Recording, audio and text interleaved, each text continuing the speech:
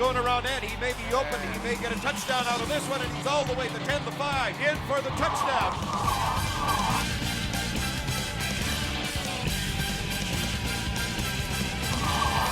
Takes the pitch.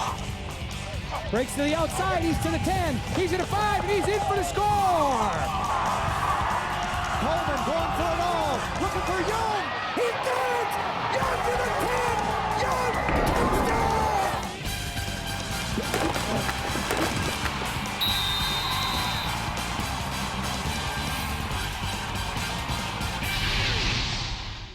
Good evening, everyone, and welcome to Griffin Stadium in St. Paul. Todd Johnson along with Coleman McDonough.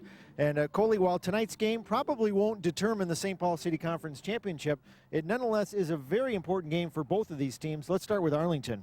Yeah, it is an important game for Arlington. They haven't experienced a win in a while.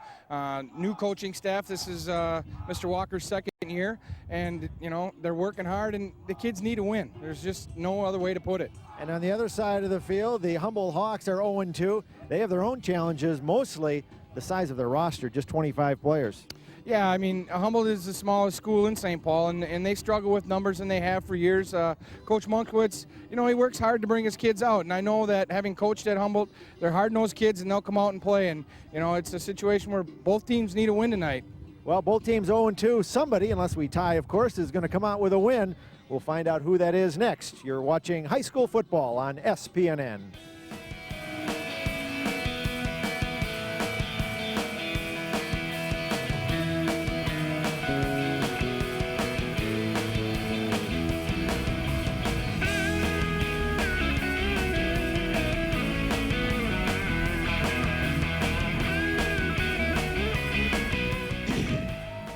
A perfect night for football here at Griffin Stadium in St. Paul. Todd Johnson here again with Coleman McDonough. Coley, as we said a moment ago, both these teams really, really need a win tonight. This is a big game, maybe a championship type game for both of these teams. There's no question about it, Todd. You know that both teams have circled this game on the schedule because they know that, you know, this is a game that they're going into that they can win, and both teams have a realistic chance to come in and execute and come out with a win. So it's going to be an interesting football game. Yeah, you look at the Arlington Phoenix going through their starting lineups. Marcus Walker in his second season at the helm for Arlington. This year, Coley, you know, they've had their challenges as well. And we take a look at the keys to tonight's game. Cutting down on the mental mistakes, so important, and that's something they've struggled with in the past. The second thing is, look, there's only 22 players suited up on the other side of the field, but you can't underestimate those 22 players, and they have no reason to be overconfident, as we know. And number three, they got to play physical and wear down the Hawks. They don't have a big roster themselves, but they're twice as big as the Hawks. Well, and like you said, Todd, you know, don't underestimate Humboldt. I've been on actually both coaching staffs. I've been on both sides of the field here, and I know the kind of kids that play here, and that is a critical thing because kids will do that. They'll say, oh, well, so-and-so is such and such, and then all of a sudden they come out and get whacked in the face mask and realize that it's a game, and sometimes it's too late. And for Humboldt to win, you know, they obviously have to overcome their roster situation, but they need to get the ball into the hands of Ben Alphen. He's their leading rusher, their leading receiver, their leading return man. He does everything, and they obviously need to get the ball into his hand. Sam Geisinger, the quarterback, he's been nursing a bit of a sore ankle. He twisted it in the last game, and you talk about depth, they can ill afford to lose either of those two young men. And number three, very important if they can get points on the board first in this game, because that's something Arlington struggled with in the past, is when they get down. Well, and I think that when you have a football team that hasn't experienced a whole lot of winning is something that, you know, it's habitual. Unfortunately, so is losing. And so sometimes when you get in a situation where you're down, you all of a sudden get into that whole, oh my goodness, here we go. You look at the tail of the tape, Humboldt leads the overall series 5-4. Arlington on a 12-game losing streak. The last time they won was October of 04. And Humboldt has only 25 players on its roster, and I think there's a couple on the injured reserve, so I don't know that they're suited up with 25. I think there's 22 players suited up. And tell you what, to give credit to each and every one of those 22 young men, because so many of them will be playing on both sides of the ball, on special teams, and it's a tribute to their sticking with the program. Absolutely. Well, Humboldt is the home team, and it's a bit of an unusual look tonight. Both teams wearing dark uniforms, but you'll take our word for it that Humboldt is the home team. And here's a look at tonight's officials. Oh, the referee is Stoney Schneider. And we'll get to the rest of those after this opening kickoff. And the ball will be fielded by Hernandez, trying to get around the right side, cuts back, and he is buried at the 29-yard line. Derek Hernandez, the senior, and the Hawks will take over at the 19. Let's go back with the officials. Yeah, our referee, Stone Schneider, longtime friend of mine, and played with him at Cretin. Umpire is Pat Schumer. The linesman is Dan Coley. The line judge, former quarterback for the Como Cougars, who are 3-0, Tom Knobloch. And the back judge is Tony Rodriguez. The Hawks in their home black jerseys, black pants, and they are ready to go from the 29-yard line, led by senior quarterback Sam Geisinger, and he'll operate out of the shotgun. Actually, they're going to pull a change right off the start, and this is Salas is buried. The shotgun offense on the very first play, the quarterback there was Carlos Luna. Hey, look at the Hawks starting lineup. Geisinger, who was slotted to start, it looks like Luna's going to step in there. Wide receivers Julius and Navarro. Tight end is Jesse Day. Running back Mike Salas, you saw him on the carry, and the fullback's Derek Hernandez. So Carlos Luna, kind of a surprise starter, 5'8", 135-pound junior. And they'll spread it out on second down. Keep it on the ground. Salas, not much running room. Good surge by that Arlington defensive front. It'll bring up third down. Well, Coley will have to see if we can find out what happened to their starting quarterback. And there's the offensive line. Stephen Jones and Nick Schlief are the tackles. Brown and Steinberg Hoffman are the guards. And Dominic Fields is the center. It'll bring up third down and 11 for the Humboldt Hawks. They got to be careful here, Todd. You know, early in the game, and it's third and long. Look for them to keep the ball on the ground. You just hate to have a turnover here early in the game, deep in your own end. Luna under pressure, better get rid of it. Ball is incomplete, and the Hawks will have to punt. That was a pretty safe throw there, and he did a nice job of keeping it away from the Arlington defender. And it'll bring up a punting situation for the Hawks, and Arlington going to get great field position early in this ball game. Well, and Alejandro Navarro is set to kick for the Hawks, standing at his about the 7-yard line. Quintus Jordan deep for Arlington. Nice kick. Fielded by Jordan at the 45 to the midfield. Trips up to about the 47-yard line. Brought down by Derek Hernandez. Well, that was a nice kick by Navarro. Just a sophomore, 6'1", 150-pounder. You're going to hear a lot of sophomores tonight, and you'll see a few right there in the starting lineup. Starting lineup for the Arlington Phoenix, the backs and receivers. Armando Maya returns as quarterback. Wide receivers are Cromer and Green. The running back, Jacob Grant. Fullback, DeAndre White. And the tight end, number 83, Thomas Geisler. Right up the middle. Good running that time. Brandon Cole on the carry. Cole, the 6', 200-pound senior. Look at the offensive line for the Phoenix. Riley and Reese are the tackles. Lockwood and Siebenaller are the guards. Alex Jackson is the center, number 55. Second down. Again, they keep it on the ground.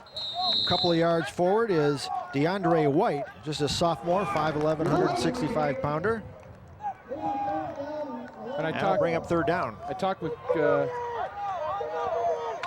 Walker before the game, and he said, you know, one of the things they were going to try to do was run the ball. He said that they had 18 incompletions last week. Look at the starting lineup for the Humboldt Hawks. The linebackers, Fields, Salas, and Johnson. Secondary, Julius and Hernandez are the corners. Alphen and Geisinger are the safeties. 3rd and 4. Maya, quick throw, and that is nearly picked off in and out of the hands of Julius. Boy, they could have taken that one. That was going to the house. You Julius bet. could have come up with that. There was nothing but green grass. And that would have been just the break the Hawks would have needed to get started here tonight.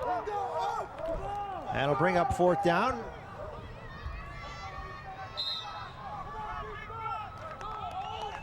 And at this point in the field, they're just gonna go for it. They split out Jordan as a wide receiver to the right.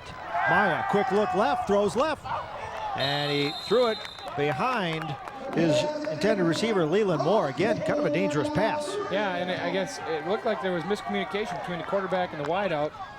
It looked like Maya was thinking he was going to run a curl pattern, and Moore was running an out. So they got to get on the same page there. The Arlington defensive line, the ends, Lockwood and Jamonte Flowers. The tackles inside, Tubi Thor and Willie Smith. Linebackers are Jordan, Zhang, and Jackson.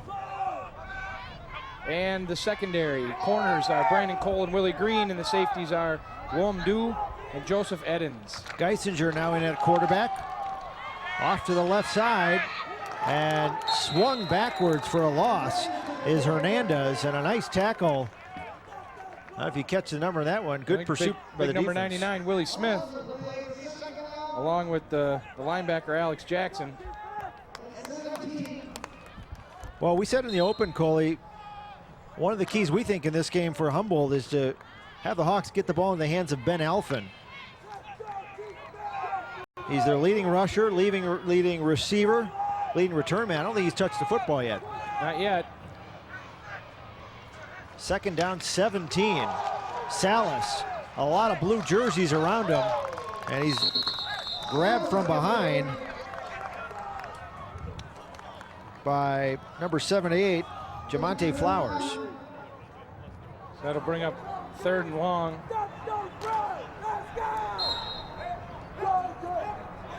You can see Geisinger, he's got a hitch in his giddy up. You know, a lot of credit to the kid to come out and play, though, you know. That was always my experience when I was at Humboldt. You know, you just never had the numbers you'd like to have. But, man, the kids gave everything they had, gave every effort that they could. Corey Borgen off to the left, over the middle, wide open's the tight end, and it is incomplete. Bouncing off a couple of jerseys. And that was a great-looking play. Unfortunately for the Hawks, Jesse Day, the big sophomore tight end, just couldn't get a grip on it. Yeah, that was an excellent play call right there by the offensive coordinator, Steve Elizondo. You see in the replay, nobody there, and actually 3 guys could have potentially had a chance to catch it, including at the end, Kristen Julius coming in.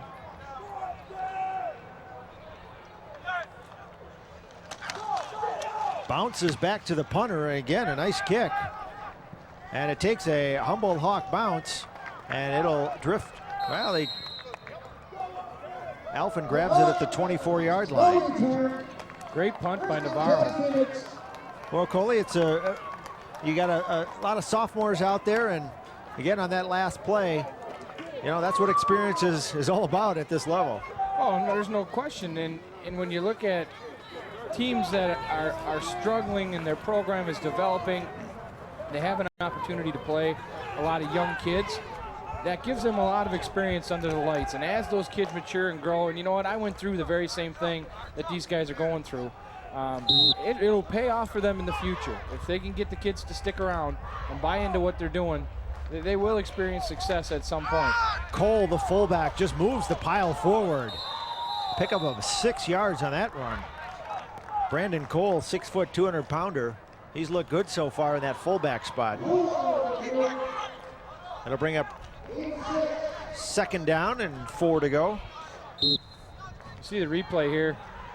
The Phoenix just get off on the line of scrimmage and just win the battle up front in that play. Jordan checks out. Willie Green, wide receiver to the left side. Again, they keep it on the ground up the middle, and that pile just surges forward, and that's another first down for Brandon Cole. They're just running. It's a quick dive right over the center. And that offensive line, James Riley, sophomore, Alex Johnson, sophomore, Mario Reese, sophomore, Solomon Lockwood, a junior. The only senior up front is Siebenhaler, and the offensive line has looked very good so far. From the 37-yard line, just keep it on the ground, bouncing off a couple of tacklers is DeAndre White. Picks up a couple of more. Coley, last week, Armando Maya had one of those games, you know, for a quarterback you'd like to forget. 3 of 23. We're going to bring it up anyway, right? Why not? 3 of 23, just 34 yards against Highland Park. But the previous week against Johnson, he had a pretty good game against a very good defense. He had 13 out of 43, 214 yards, a touchdown pass. They put the ball up 43 times? 13 out of 43. Wow. Quintus Jordan, first down run. Nice run off the right side by Jordan. I'm sorry, those were his season stats. Okay. He was 9 of 20 for 169 yards and 2 touchdowns against Johnson. Yeah, and Coach Walker and I talked about that. You know, my old principal, Bill Dunn, the former principal at Arlington, used to tell me, you know, quit throwing the ball. 3 things can happen, and 2 of them are bad. Yep. I think Vince Lombardi had that quote originally. Wow. From the 48. Arlington moving the ball with ease on the ground so far. Again, this is Quintus Jordan. Jordan keeps his legs moving near another first down. Boy, he's just churning out big yardage right up the middle. I'll give credit to the offensive line. They're getting off the ball and they're establishing control of the line of scrimmage.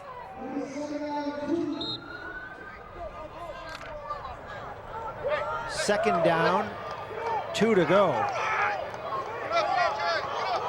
And Arlington likely just going to stick with this offense.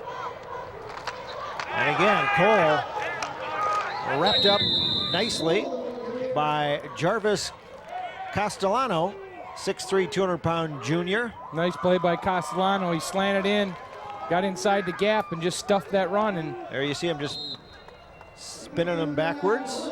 Big play for Humboldt here, 3rd down, if they can stuff them and force an Arlington punt.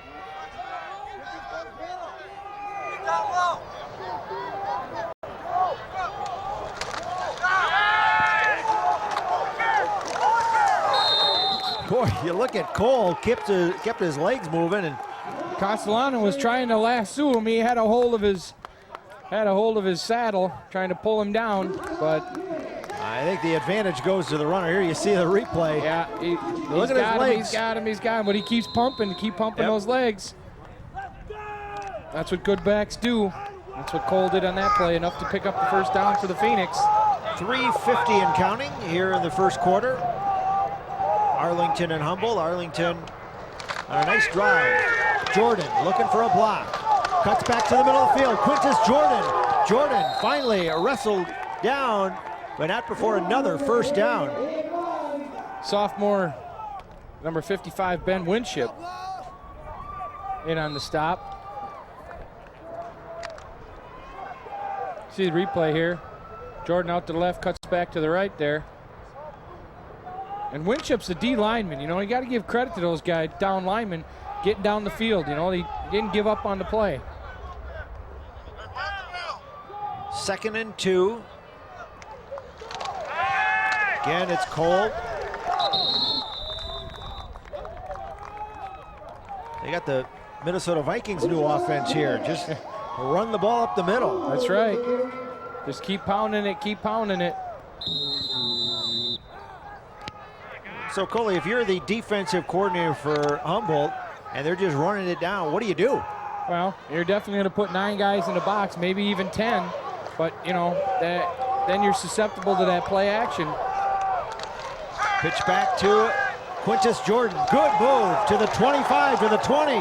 One man to beat. Touchdown. Quintus Jordan. Arlington on the board early. Wow, great move by Jordan coming around the corner. the Humboldt corner, number 22, Carlos Luna, came up to make the play. Jordan faked like he was going to cut it back, and then boom, scattered to the outside. Nice run by Quintus Jordan. You see right here on the replay, right there, that little move right there, took Luna out of the play and gave Jordan the sidelines and the touchdown. Yeah, the extra point attempt. Solomon Lockwood, always an adventure for teams, it seems, in the St. Paul City Conference. Armando Maya will hold. Lockwood, high snap, but he gets it up, and he gets it in, but a flag on the play. So hold everything. It was a high snap from center. Maya did a good job getting it down. He sure did.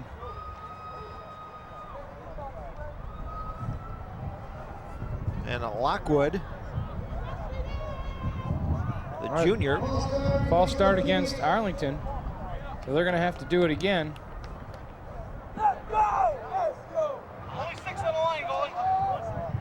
Well, as you know, these are far from automatic. Yes, they are. Sounds like an illegal formation. They only had 6 men on the line of scrimmage. So he will re-kick it from the... I would imagine from the 12. Ball will be set at the 15-yard line, and they'll try it again.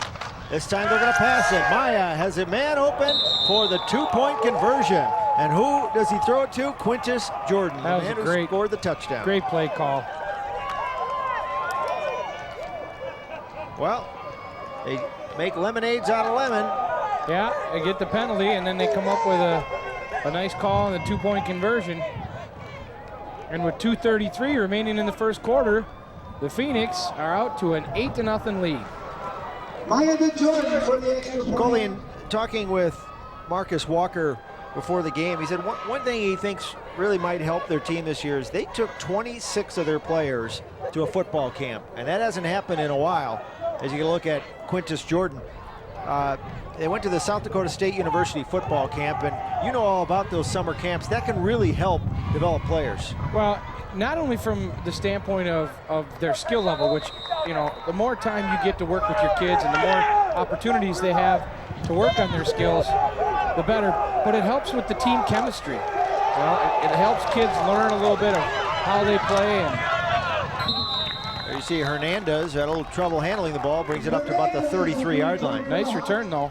But yeah, I mean, going back to the camp thing, and the reality is, you look at the big programs across the state, you know, the Eden Prairies and the Cretin-Derham Halls and the Blaines and those types of programs, their kids are working in the summertime.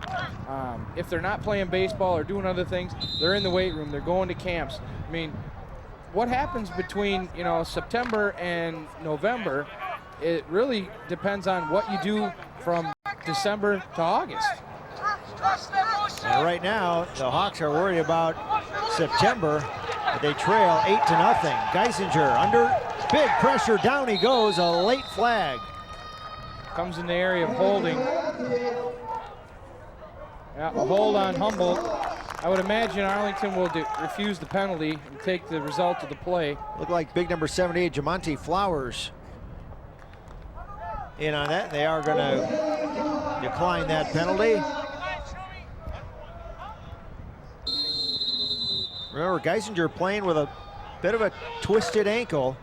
Oh, there's no question. You can see he's got a hitch in his giddy up. Yeah, he's a tough kid, big heart, and one of the team captains.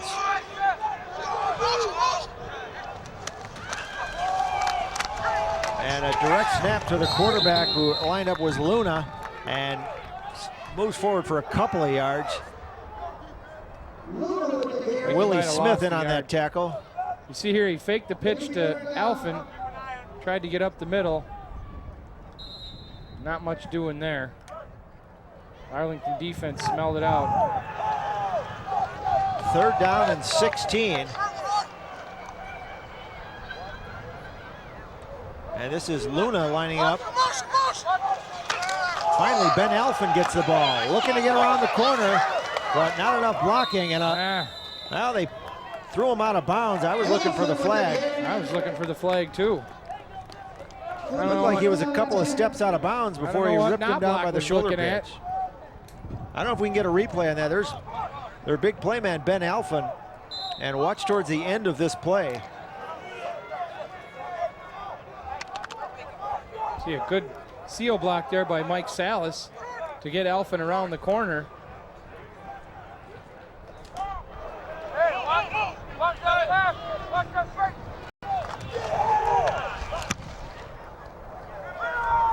Back to live action. Navarro, great kick. Wow, can he boot the ball? Boy, he's been the one bright spot so far. Just a sophomore, Alejandro Navarro, 6'1", 150-pounder, and the young man can boot the football. Yeah, and he's a sophomore.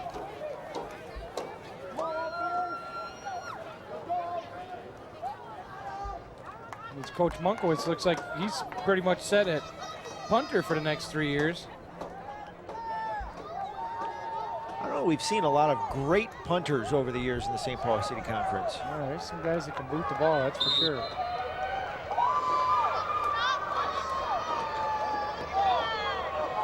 Well, Armando Maya keeps it on the ground. Quintus Jordan making something happen. Jordan to the 40. Jordan is going to take it all the way. Quintus Jordan. Touchdown, Arlington Phoenix. Wow. When things are going right for you, they're just going right. That was designed to be a sweep to the right. Jordan took his eye off the ball on receiving the pitch. You see here on the replay, he's trying to look downfield, reverses field, gets a nice block here. You can't quite see it, and then he does all the rest, and he's just too fast. He outruns the Humboldt defense. A 69-yard touchdown run. Lockwood in for the extra point. And this one is wide.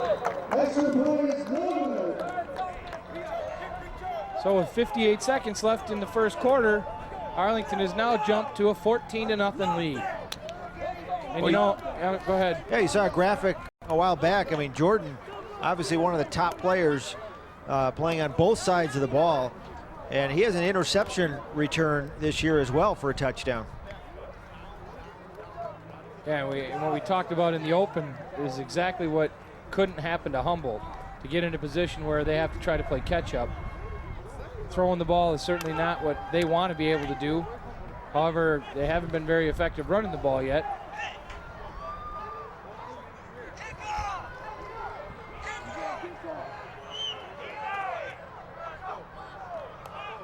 A couple of last-minute substitutions for the Arlington Phoenix.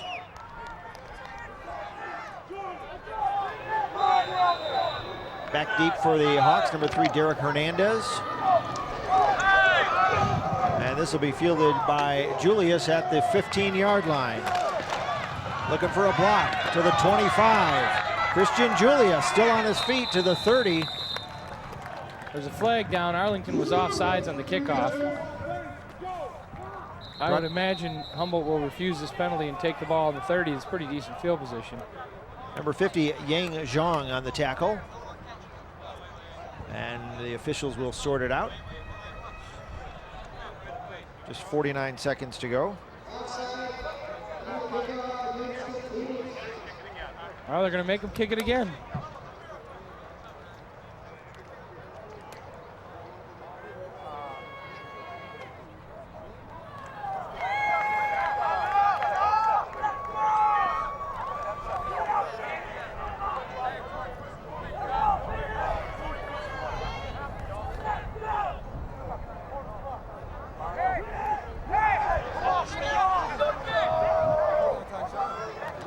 Last year, when these two teams met, the Hawks took it 36-14. They took the AH Cup. It is. It's been. I tell you, it's been back and forth, 5-4. Arlington leads this series, but really, it's been every other year. And so far in this one, it's been all Arlington. Lockwood, short end-over-end kick. Ball bounced off of Salas's hands. He recovers it.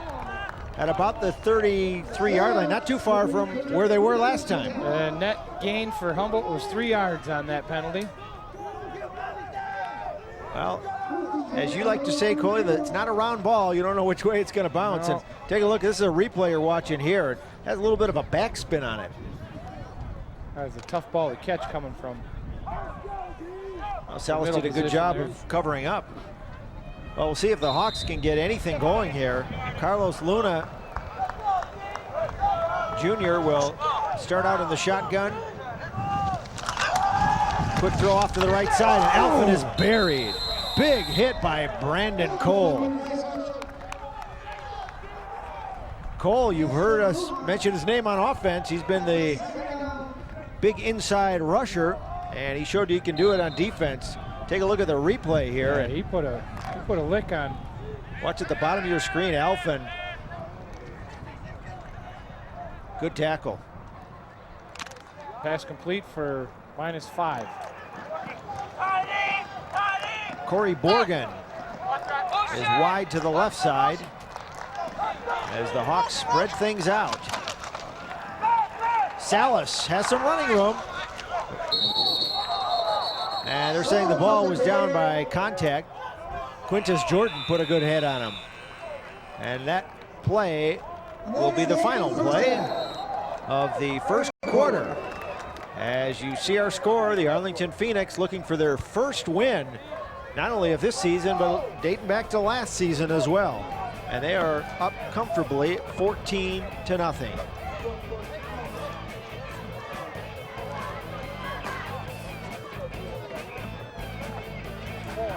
Well, we talked, Coley, in the open in our keys to the game that one of the difficulties Arlington has had over the last year or so is when their team gets down that, you know, they may not have played 4 quarters. Well, now the challenge is going to be Humboldt, as you see both these teams at the bottom of the standings. Now it's up to the Hawks to say, how do you respond down 14-0? And it is. It's a challenge because, you know, when you've been losing and things haven't been going your way, and you know you lose your starting quarterback, and you know you don't have that depth. It just makes it a challenge. And you know, talking with the coordinators from Humboldt, Coach Olson and Elizondo, both guys that I respect tremendously as coaches, you know, they said, hey, our kids are coming out every day, working hard. They're a great group of kids. You know, we do the best we can with what we have, and you know that says a lot about them and their program and how they do things. You know, and the bottom line is sometimes you're just not going to have the athletes to do the things you'd like to do. But, you know, you show up and you give your best effort. What else can you ask of kids? Well, let's see if the Hawks have any luck going the other direction. Luna going to put this one up. Complete to Alphen at midfield. Great ball by Luna. Delivered it right between 2 Arlington defenders. Alphen found the hole in the zone. I think just kind of sat down. 4 jerseys there. You see this ball delivered there, boom, right between the linebacker, number 50, Yang Zhang. And I think the linebacker Cole was there as well. So Humboldt picks up its first down of the game. Luna again out of that shotgun. And they keep it on the ground to Hernandez, looking for a block. And Quintus Jordan spins him backwards for a big loss. You know, you can't coach speed. And Arlington has, on the edges, a huge advantage in speed. So it's going to be very difficult for Humboldt to run the ball on the outside. Problem is, then you would say, well, conventional wisdom would lead you between the tackles. And Arlington has demonstrated, at least early on, that they have control of the line of scrimmage. Puts Humboldt in a tough spot in terms of how they can execute their offense. Second down.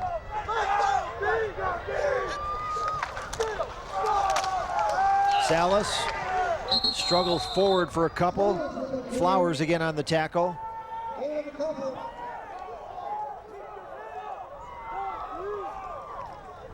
And Coley, you can sense the confidence growing on the near sideline by the Arlington Phoenix. They haven't been in this position very often. And that's exactly what you need to do, is you need to experience that, you know, feel good about some of the things you've done. It's hard when week in and week out you're struggling to do well. They give the ball off to Elfin. Elfin looking to get around the corner, and again, a great job by the Arlington defense. Quintus Jordan's been all over the field. He was involved in 15 tackles in their game against the Johnson Governors, and he's going to have at least that many today. Yeah, and Willie Green tracks all the way from the other side of the field.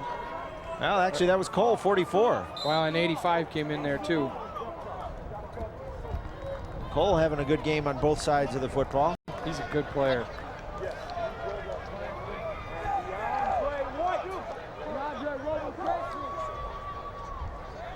Fourth down, 15, and the most productive player so far for the Hawks is going to boot this one away. Another pretty good kick. Jordan going to let it bounce. Well, now he picks it up. Quintus Jordan at his 15, and he's going to get buried there. Julius in on the tackle. Dangerous play by Jordan to try to pick up that bouncing ball. Derek Hernandez on the stop as well. So you get a look at some of the fans out here tonight. As we said, a very nice evening for football. In fact, tonight was a bit of a doubleheader here at Griffin Stadium, and a big surprise, well, maybe not big surprise to the folks over at Como Park, but most observers thought Henry Sibley, big suburban school, would have their way, but Como Park with a great win over Henry Sibley. Yeah, it was a huge win for Como Park, and with each win, you can see them gain more and more confidence. You know, we saw them last week, Todd. They're a pretty solid ball club on both sides of the football. Up front, they got good skill guys. They're a quality football team. Maya to White. And a nice stop by the Humboldt Hawks. Yeah, you look at Como Park, Coley, at 3-0, and certainly can't project wins, but they have a very good chance coming into the last game of the season. If things go the way that they think they can go, we could have another one of those championship showdowns in the final week. And as fate would have it, that game will be broadcast here on SPNN. And the last time we had a championship last game of the season, of course, involved Como Park and Highland Park. And what a game that was. It was a great game. Highland Park in a squeaker. But I tell you, Kirby Skull doing a great job at Como. Maya couldn't get the snap cleanly, but he moved forward for a 3-yard pickup. 9 minutes to go here in the first half. Arlington on top 14-0.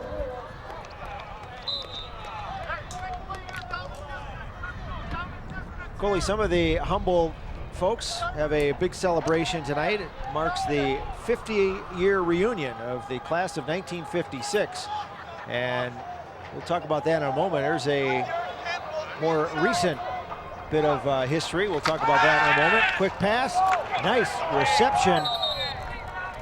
And that's a first down. Number 85, Willie Green, a sophomore. Nice completion from Maya. And I believe that was their first pass attempt. Look at the replay there, just a little slant. I think they had a couple that went behind the receiver. Oh, did they? Yeah, you're right. So back to that cup. You want to tell us about the cup? I wonder if they could show us the cup. Well, the AH Cup was established back in 1996 by Jim Olson and myself. Jim Olson was then the head football coach at at Humboldt. I had worked as his offensive coordinator when I was hired to be the football coach at Arlington, and we decided that we were going to create a rivalry. And so we've done that. We put together the AH Cup. The winner of this game gets to take that cup home. And as you said, the series is 5-4 in favor of Humboldt. They won it that first year. Actually, Arlington leads at 5-4. Or Arlington does? Okay. Yeah. And then Arlington had a bit of a run. I think we won it 3-4 years in a row. And then last year Humboldt took it home. White is hit in the backfield. Hernandez in on the bottom of that pile for the Humboldt Hawks. And Coley, you just keep hearing the same names really on both sides of the football field. And these kids are playing their hearts out. And it's hard. And as the game wears on, I mean, You get tired out there. DeAndre White comes to the sideline, a little bit shaken up on that last hit. You got bent in half. 3rd and 7. Arlington has kept their offense very simple, kept it on the ground. A few safe out passes. Willie Green to the right. Pass goes to Green, and Green's got it at midfield. He's going to take it all the way. Willie Green, touchdown, Arlington Phoenix. Well, they gambled for the interception, and they paid by a big touchdown. You see the replay here, a little slant, gets inside the corner. The safety made a break on the ball. He didn't come up with it. Green's going the other way, and it's over. He was off to the races. A 66-yard touchdown reception for Willie Green, the sophomore from Armando Maya. The extra point hits the upright, and it's no good. Boy, he sure kicked that one hard. Holy cow. He got a lot of wood on it. You can see the goalposts are still shaking.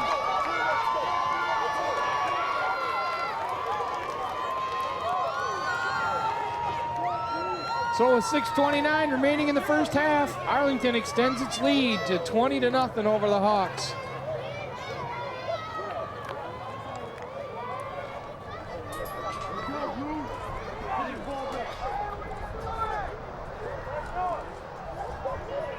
Where's that trivia when you need it?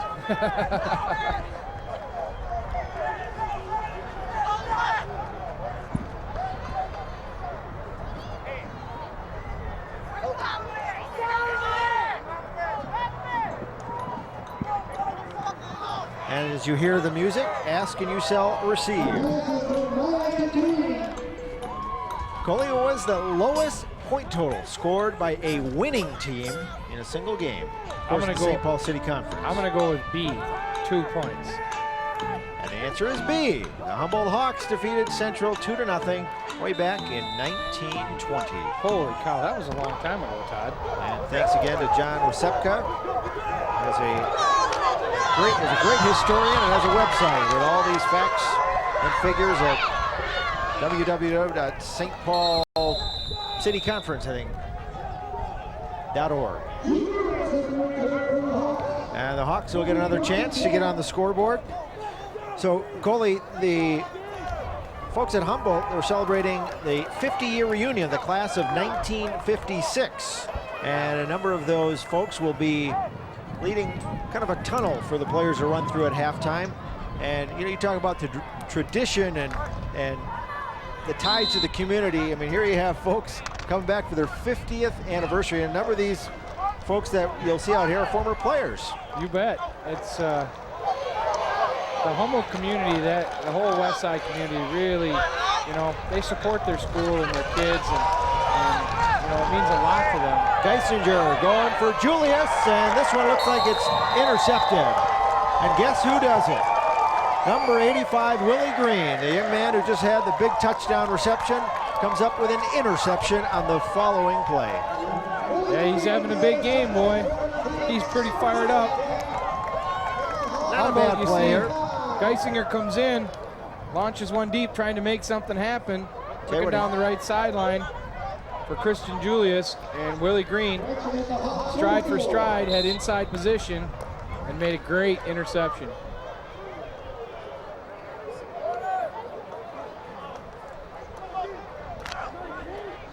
I'm going to try to get a chance to talk to one of those members of the 50-year reunion class of 1956. Hear a little bit about what Humboldt was like in the 50s.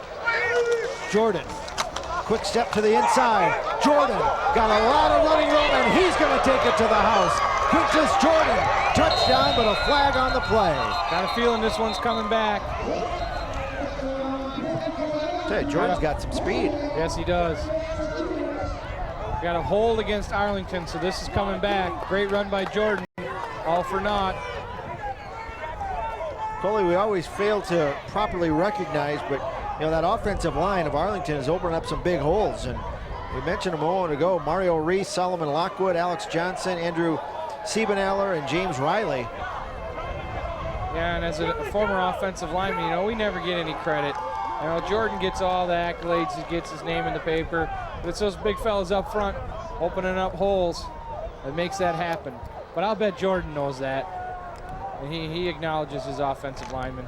He might acknowledge him in the film session when he sees that hold. He sees the hold, yeah.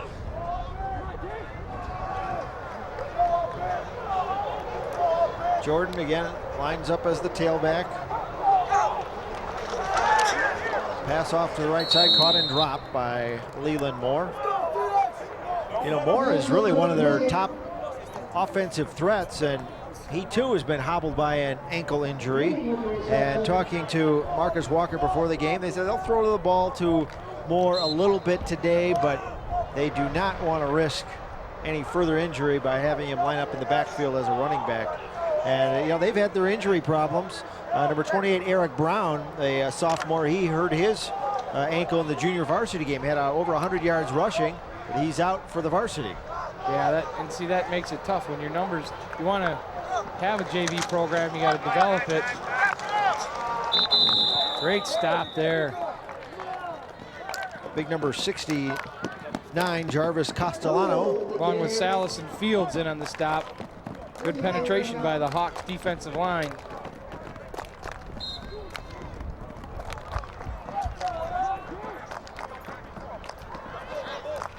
You talk about the Humboldt program. They've been talking on the west side about redoing their football field, upgrading the facilities, and they've been getting a lot of positive press about their school and about all the changes going on there. And just watch, you'll see Humboldt come back. You bet. You bet. They actually, long history. It's been approved. I think they're going to spend $1 million or so. Great pressure by the Hawks defense. And they sack Castellano. Ben Winship from his defensive tackle position comes in. And watch 69, Jarvis Castellano. Chasing him down. There's 3 guys in there on the... Just over 4 minutes to go in this first half. 4th down. I believe this is the first punt of the game for the Phoenix. Solomon Lockwood, who also does the kickoffs and extra points, will do the punting. Standing at his burn a timeout. 15-yard line. Arlington's going to have to burn a timeout. Ooh, I can't imagine Coach Walker's going to like that deal. He called for his punt team and he's short 2 guys. Well, again, you're talking about a lot of young players, and you're rebuilding the program. You know, now.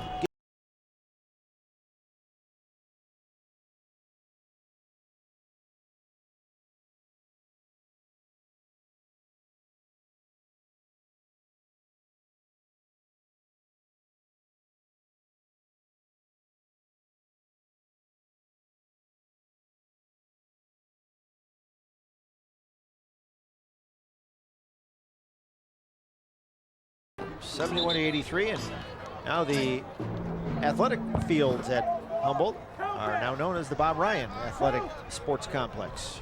Yeah, Bob's an icon on the west side. So Lockwood will try it again, see if Humboldt can make something happen here. High snap! Lockwood is buried. Let's see who's got it. Doesn't matter who's Well, got it doesn't matter. I thought maybe they could recover it in the end zone, but the Hawks going to have a great chance from about the 2-yard line. I just said, let's see if the Hawks can make something happen. Now, how important was that last play? Great hit by Fields to keep Lockwood off the ball.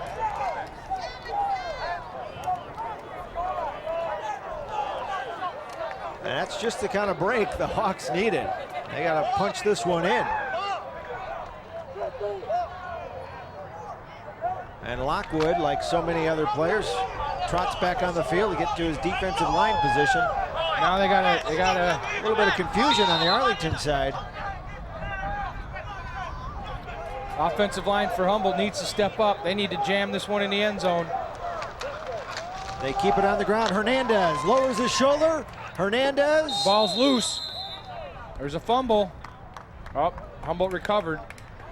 Looks like he's inside the 1, though. Second down and inches.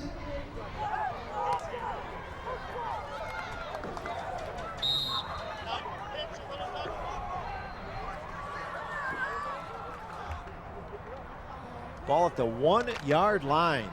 It's inside the 1. It's on about the 6-inch line. Oh, you're right. There's the nose of the ball. Out of the shotgun. Bit of a surprise. And there's the touchdown. Salas in for the score for Humboldt, and they are on the board. Mike Salas, the senior, punches it in, and the Hawks are on the board. Looks like they're going to line right up and go for 2. They're not waiting for... Luna off to the right side. Salas again, and he will not escape the grasp of the Arlington Phoenix defenders. Number 55 wrapped him up nicely. Alex Jackson along with Willie Green in to thwart the Humboldt 2-point conversion. But with 2:48 left in the first half, the Hawks are on the board. Arlington leading 20-6.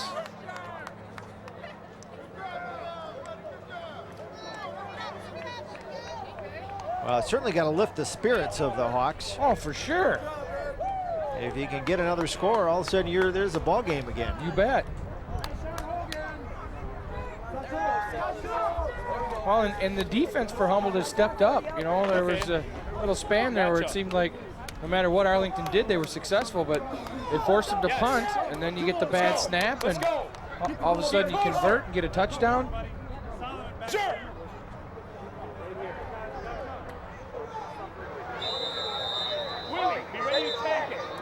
Well, the Phoenix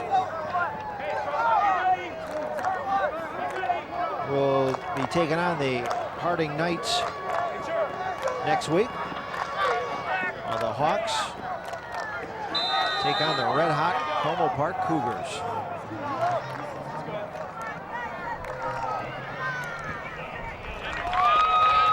Kick will be fielded by the very dangerous Quintus Jordan.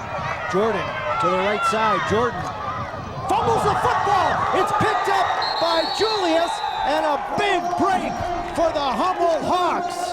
Holy smokes. And just like that, they're almost in the red zone. They're going to get the ball at the 20-yard line. And look for Humboldt to put it up in the air in the end zone right off the bat. You see the replay here. Jordan gets the ball about the 20. He's trying to make something happen, going to the outside. And boom, big stick right there. Julius just stripped it. He just stripped the football. Great 2 play. minutes, 12 seconds, and the Hawks have a great chance to get right back in this ball game.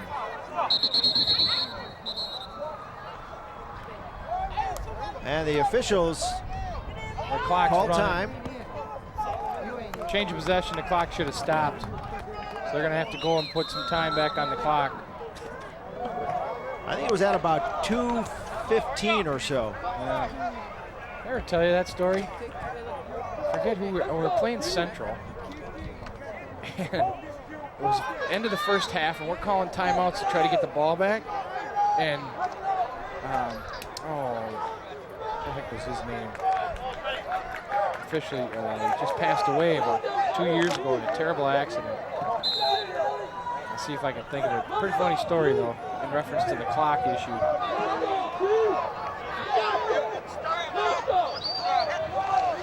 Luna, high snap, big pressure. He's got some running room. Luna to the 20-yard line, and he's dragged out of bounds. So the clock is running. The official's name is the important part, but anyway. Phil Ravitsky? Ravitsky, yes, it was, Phil Ravitsky. And so I call a timeout, and the clock runs, and Phil comes over, and I said, Phil, you got to put time back on the clock. He says, you know what? They didn't run it during the last extra point, so we'll just call it even. Luna to Alphen. Alphen looked like he was going to throw the ball. Sure did He's look buried. like he was going to throw it. Back to the 25-yard line. You know what, Coley? We had that game on TV. I think we did too. Yeah.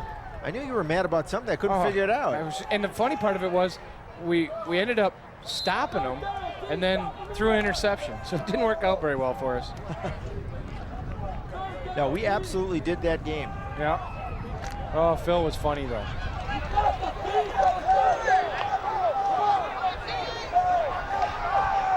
Third and 15, a minute 26. Big play here for the Hawks. Alphen is going to get buried by Moore. Oh, big play. Big play by the Arlington defense. And I tell you what, if not for Brandon Cole, that would have been a huge play. But he did exactly what he was supposed to do, which was stay home and prevent the reverse, and he did exactly that. This game gonna be on ESPNN. Is this game gonna be on ESPNN?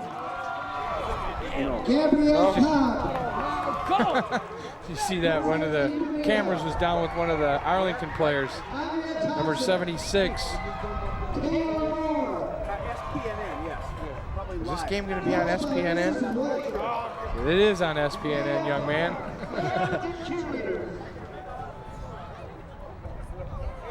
It's a great thing that SPNN does to broadcast these games. I mean, what a thrill for kids to have the opportunity to play on television and have us mispronounce their names. Well, they know we're trying hard. We're doing our best. But you know what they'll be doing tomorrow night? They'll all be sitting home, watching the game on TV.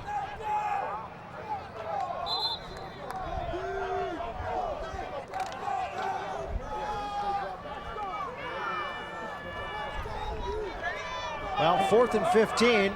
Humboldt likely just going to throw it deep. Morgan to the left. Over the middle, he's got his man. Julius breaking another tackle. He fumbles the football. The Hawks recover, but Arlington will take over on the change of possession. Boy, I tell you what, he was close to breaking that one. He gets around the corner. You see the replay. Nice ball by Luna. Hits him right in the hands. And right here, if he gets by one, if Jordan Nelson doesn't strip the ball, Alphen was gone. So Humboldt fails to convert on the turnover. And with 1 minute left in the first half, Arlington takes over on their own 25-yard line.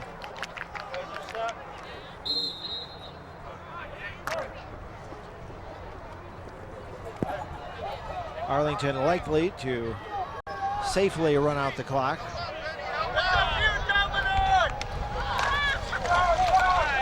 They keep it on the ground. Now under a minute to play. Well, once again at halftime, Coley, we're gonna walk over and talk to one of the members of the class of 1956 from Humboldt High School and learn a little bit about life back in the 50s. Again, they keep it on the ground, and Jordan nearly broke another one. To the 45-yard line. Nice run off the left side by Jordan. See him cover the ball up with two hands. Well, if you're a Humboldt Hawk fan, boy, you just look at that opportunity. Yeah, missed opportunity there for the Hawks.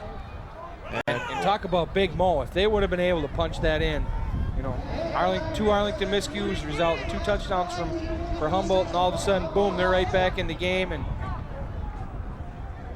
But the Arlington defense stood up to the task. Yeah, you got to give Arlington credit. I mean, they were pushing Humboldt the opposite direction. Now with 32 seconds left, Arlington has 1 timeout remaining. They're at about the 45. I think Coach Walker might take a shot here.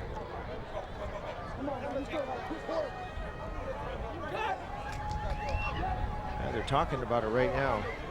You know, Marcus Walker, there was a note on him in the St. Paul Pioneer Press today. He's been with winning programs at De La Salle, Benil, Irondale.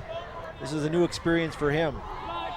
It is, and it's a challenge. Here you get a look at Coach Walker. So I've been there. I certainly know what Coach Walker is dealing with. deflection. Ball skips in front of Brandon Cole. Good call, though. Set up a little screen pass. It's certainly not a dangerous play, but one that could result in a big gain. Low risk, high reward, perhaps. That's right. Well said. 28 seconds. Second down. This is Jordan. Flag on the far side of the field. Jordan takes a couple of Humboldt Hawk defenders with him for the first down. I think we're going to have offsides against the Hawks. Mike Salas was along for the ride. Well, illegal formation again. I'm guessing they didn't have their 7 men on the line of scrimmage.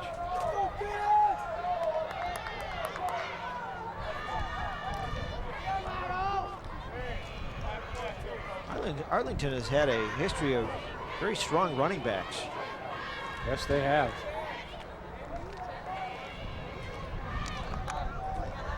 They were running back a couple years ago, I think it's down at Southwest State. Who are you thinking Ernest of? Walker? You know, I don't know where Ernest is. He very well could be at Southwest State. And this will be the final play of the first half. The Arlington Phoenix going to the locker room with a 20-6 lead. Good first half for Arlington. You know, they did exactly what Coach Walker said they were going to do. They ran the ball between the tackles. Humboldt really had a tough time getting their offense going. They caught a break on a punt snap over the head, and then they got another turnover, but weren't able to convert. But they're hanging around at half. Arlington leads it 20-6.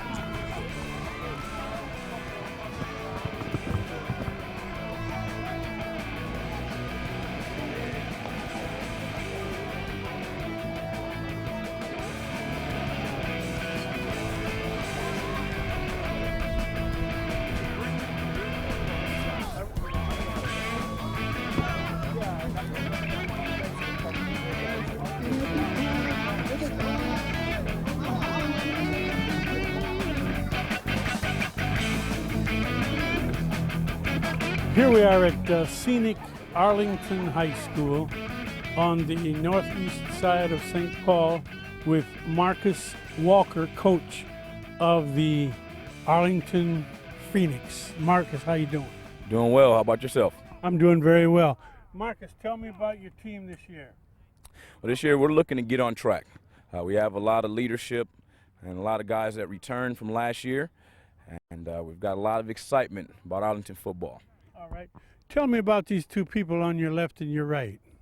We have two of our leaders here. One is Leland Moore. He's a senior, tailback and cornerback. Excellent talent, and looking to actually get things going and lead us in the right direction this year from our offensive standpoint. So, how are his grades? His grades are well. Actually, he started slow, and over this past year, we've seen him make a remarkable change, and that's what we're proud of as coaches. Very good. Yes. This to my left, this is Tom Geisler. He's a junior. He is a tight end and also plays defensive line. Again, an excellent talent, and we're really high on him because we got him for another 2 years here. Of course, and his grades are excellent. He's been an excellent student all of his years, and we're looking hopefully to get him to another level too. All right, very good. Tom, what do you expect your team to get from you? I'm hoping dedication and dedication to the team, basically. I'm trying to get everybody to stay dedicated to what they want to do. Very good, thank you. And Leland, what about you? Team leadership, looking to help win some games this year. As you know, we didn't do good, so probably just doing good leadership things in school and on the field. Coach, what would you say are your major attributes with this team this year? One is the dedication that Tom just spoke about. Guys have been working together now since January. You know, we've been out on those tracks, we've been in the weight room working hard, and guys have been learning plays since February. So I think that you can feel the camaraderie there, and guys are becoming a unit. And that's, I think, just the team spirit is our biggest attribute. We're going to pull together and make this thing happen. At the end of the year, what do you hope that you can talk to your team about? First of all, academically, I want them to be academically successful. And that's the biggest thing with our program. We stress education here. Second, you want them to be able to take the tools that we teach them here and teach them about adversity and perseverance and take those things and apply them to life, because we all know that life is tough. And we want our guys, we talk about measurable goals here, and that's what we do. We set goals at the beginning, and at the end, we stop and take a look and see that we reach our goals. And that's what we're looking to accomplish. Very good. Leland, Marcus, and Tom, thank you very much. Appreciate it. Thanks all. Thank you.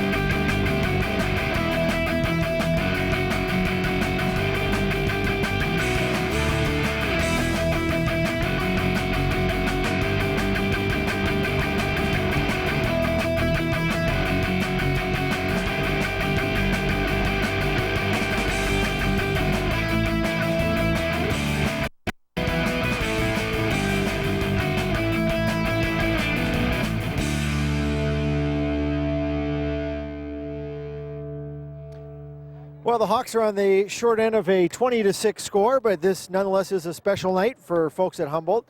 The class of 1956 are celebrating their 50th reunion, and I have with me Tom St. Martin, who is a member of the class of 1956. Tom, welcome.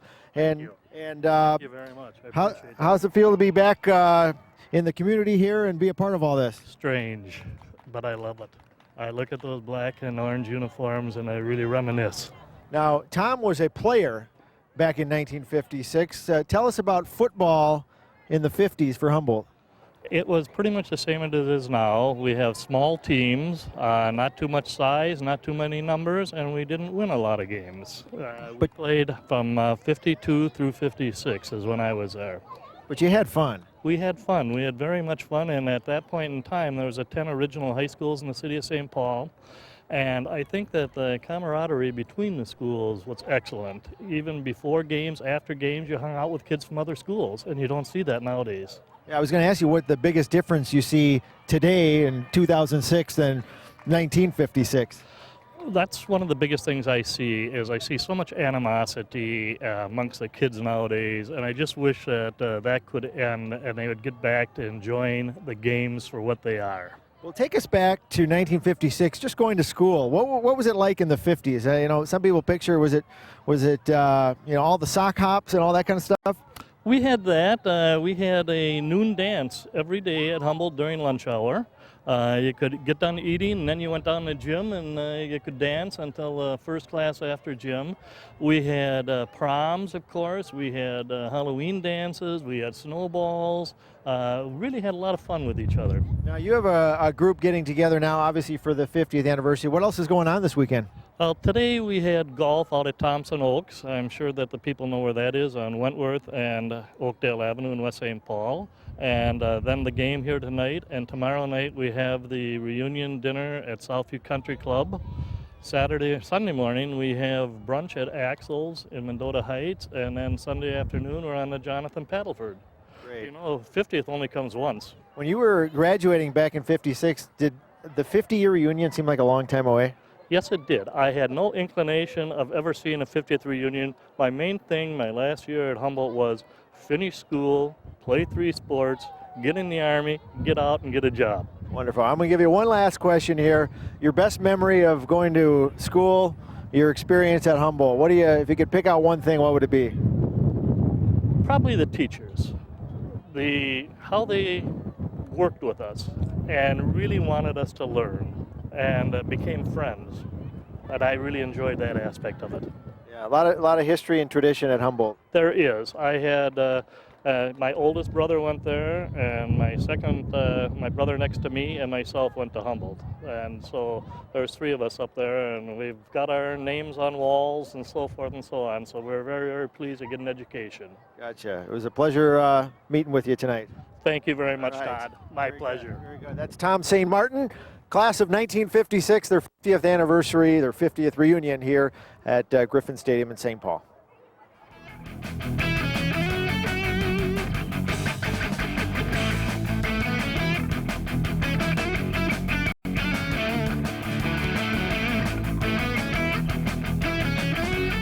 I'm here with Jim Monkwitz and 2 of his best players. Jim, let's talk about what you're looking forward to this year with these guys and others. Okay, we're looking forward to trying to improve on last year. We think that we'll be more diversified on both sides of the ball. You know, more guys getting touches on offense, more guys contributing defensively. Sam and OJ, as we call Christian, are returning starters for us, and they're leaders here. We're expecting a lot of big things from these guys, and especially some of our other seniors that are going to play on both sides of the ball. We have some young kids that we're trying to get up to speed. We have some sophomores that'll start for us. We like the enthusiasm and the work ethic that we've shown through it. We're at day 8 now, and it's gone very fast, and we got guys that are working real hard. Very good, Jim. Sam, tell me about your conversion from a wide receiver to quarterback. Well, I think my conversion from quarterback to wide receiver was even harder because I was a quarterback growing up in the boosters and stuff. Since 5th grade, I've been a quarterback, and then I was moved to wide receiver.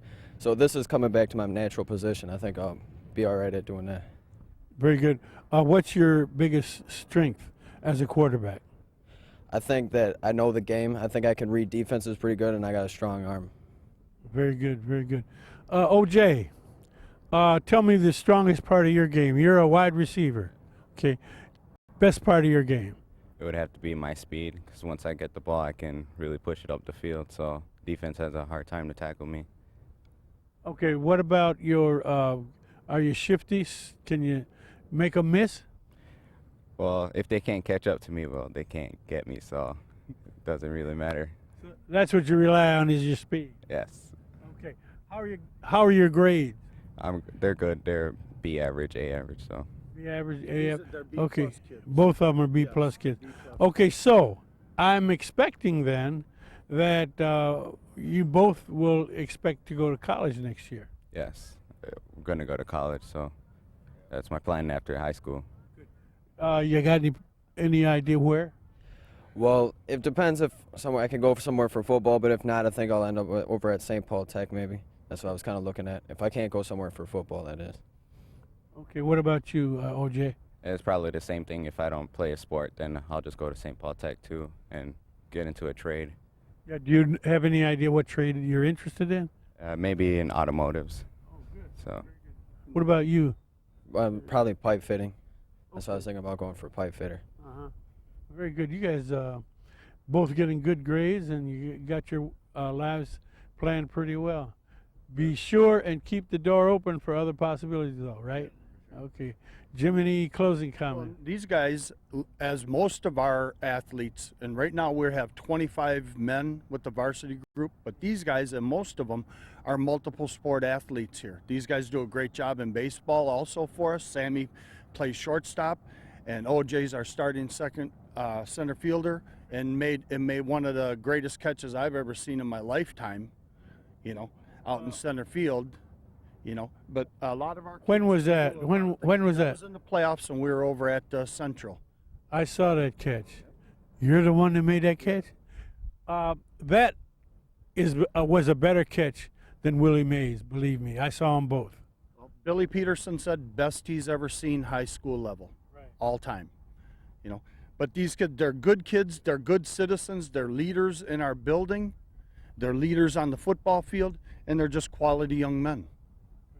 Well, you guys seem to have a lot of options. Keep the doors open and just be ready when the call comes, okay? Okay, good. All right. Thank you very much, Kwame. Appreciate you coming out. And thank you very much. It's very good to have been with these young men and the coach. We're looking for good things out of you this year. Win, lose, or draw.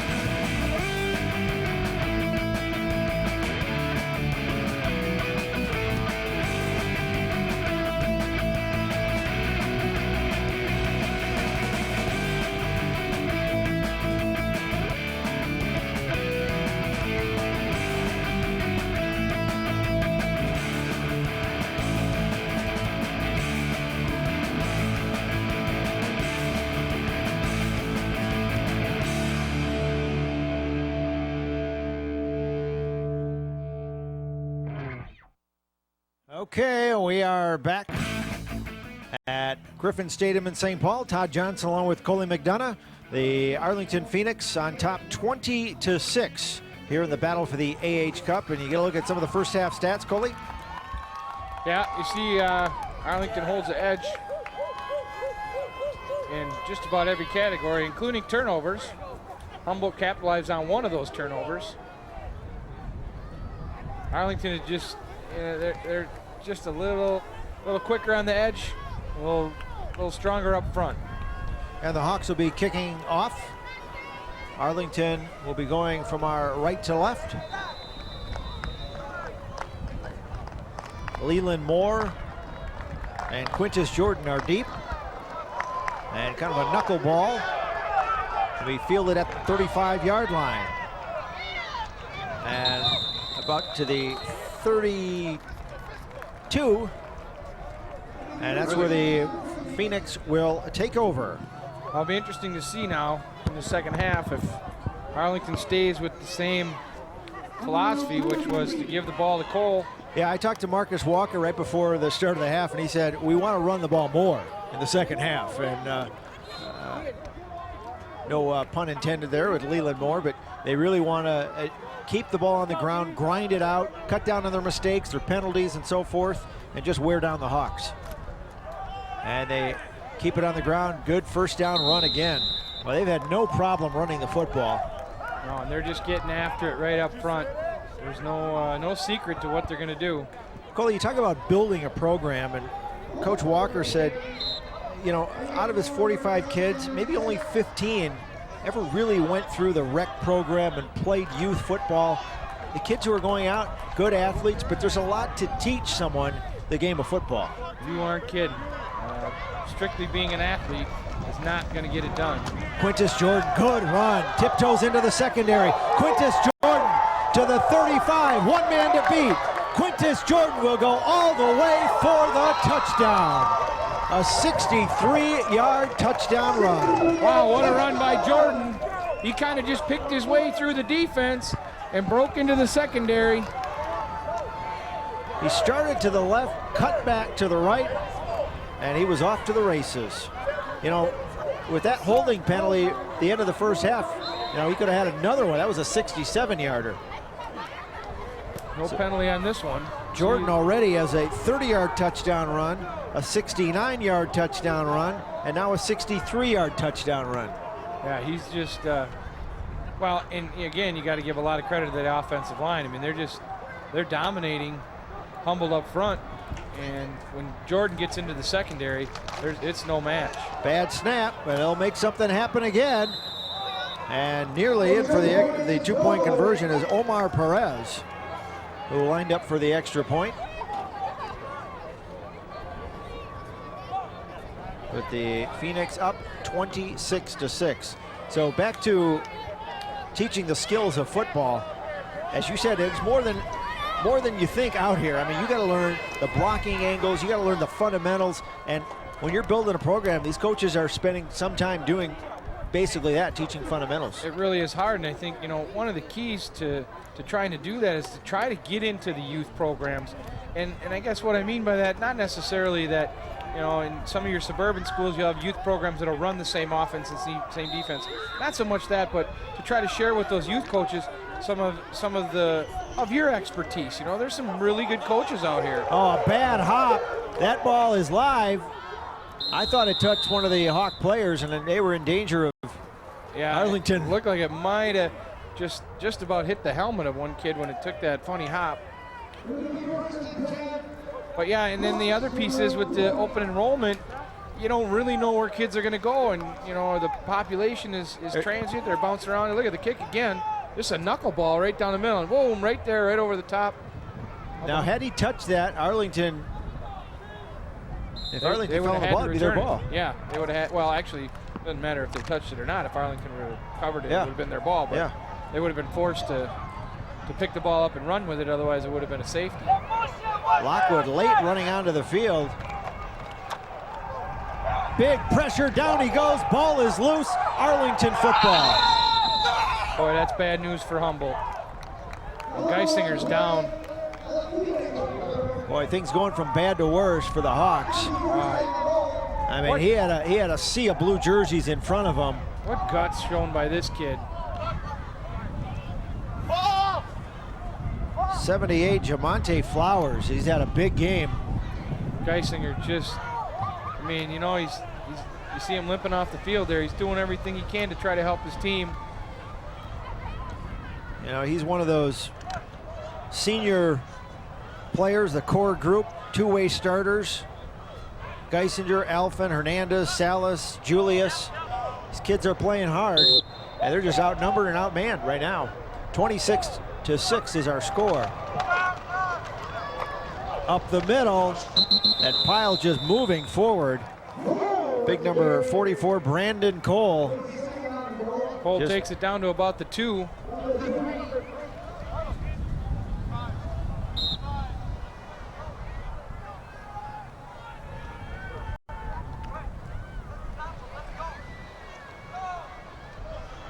Well, the Hawks just got to keep fighting. from the 3. And nice tackle near the goal line. Great tackle by Luna. Came up to stuff Cole. Carlos Luna, who limped off the field. Well, actually, it was Geisinger, but Luna playing both ways as well, comes up with a nice stop. 3rd down from the 1. Give it to the fullback, and he is into the end zone for the touchdown. Brandon Cole from 2 yards for a yard out. Scores to make the Balloons Phoenix lead to 32-6. It's tough to come out in the second half. You know, you kind of felt like Humboldt maybe was in it a little bit after they scored off the turnover, and then they got another turnover and were able to stop Arlington. And Arlington comes out and bang, bang, puts 2 quick ones on the board in the first 2 minutes of the second half.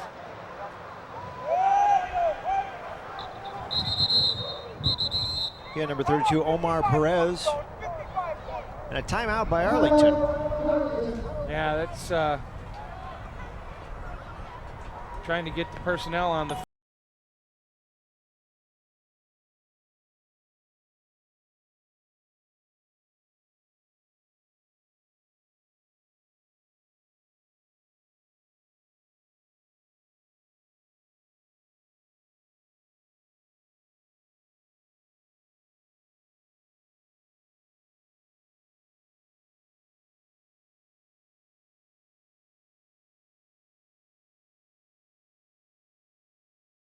and Washburn. Jeez. We don't give you credit for that one. No? Well, I said I remember 2 that I was involved in. And, well, I just thought maybe there was one more. Well, they didn't get the shutout tonight, but they are comfortably ahead, 32-6. And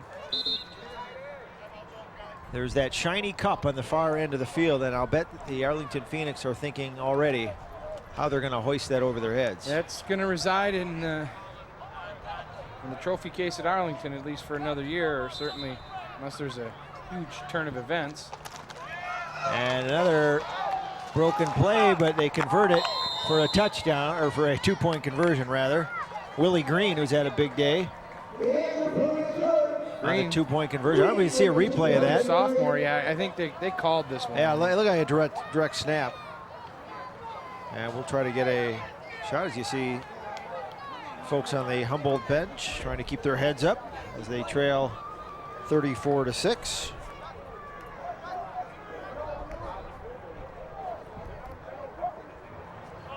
And next week, Todd, we come back here for the Arlington-Harding game, and it's Arlington's homecoming.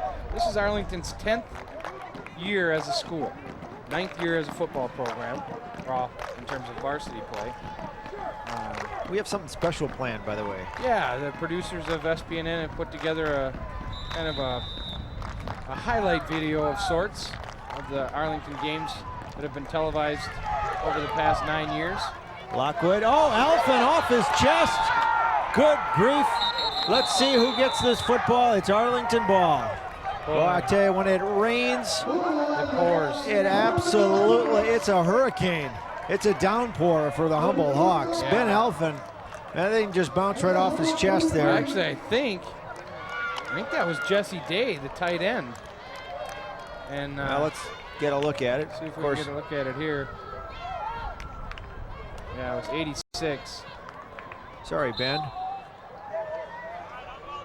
Well, just a sophomore. Again, you're getting that varsity experience. Yeah, you know, next year, the year after, you'll find those things won't happen.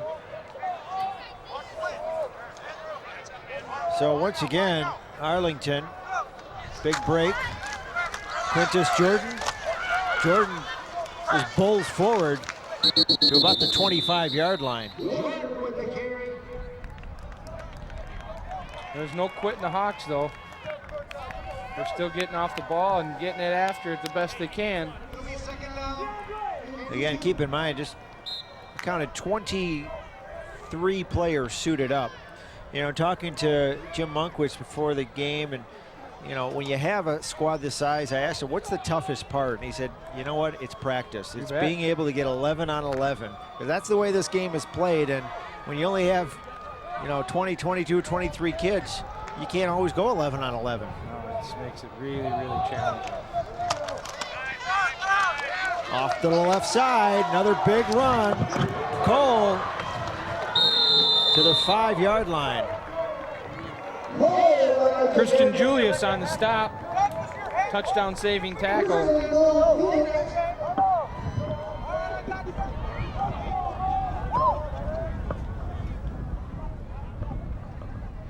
See Cole here tried to go inside and he decided he's going to take it outside. Switch the ball into a good hand. Great job handling the football, keeping those points covered. DeAndre White now the tailback. And they give it to White. White struggles forward. Wrapped up by Dominic Fields. Nice tackle by Fields from the tackle position. Got inside the block and stuffed that run. Coley, I think the coaching staff and players from Arlington know exactly the way the Humboldt Hawks feel right now. They've been there once or twice. Huh. Yep, I've been on both sides of this particular situation, and it's you know, it's a challenge. You know what? Honestly, it's a challenge being on Arlington's side as well. You know, particularly when you haven't been successful, and you get in a situation like this and into the end zone, incomplete. Nice defensive play. Nice play. Luna came over the top to knock that away. Pass intended for Thomas Giesler, junior tight end.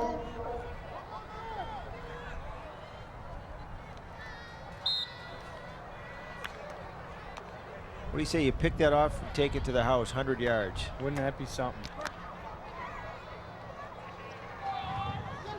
Ernest Walker was holding his breath when that ball went across the field there. Zhang now the tailback. And they give it to Zhang. Zhang to the 10. Zhang still on his feet now, he's wrapped up. Salas was there early and then had some help. And you can see Coach Walker giving some of his other kids an opportunity. Jarvis Castellano again on the tackle. There you see.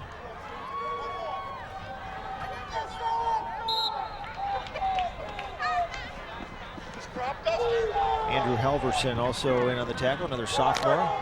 A lot of underclassmen, a lot of sophomores out there for both teams. Zhang, the tailback from the 8-yard line. Maya,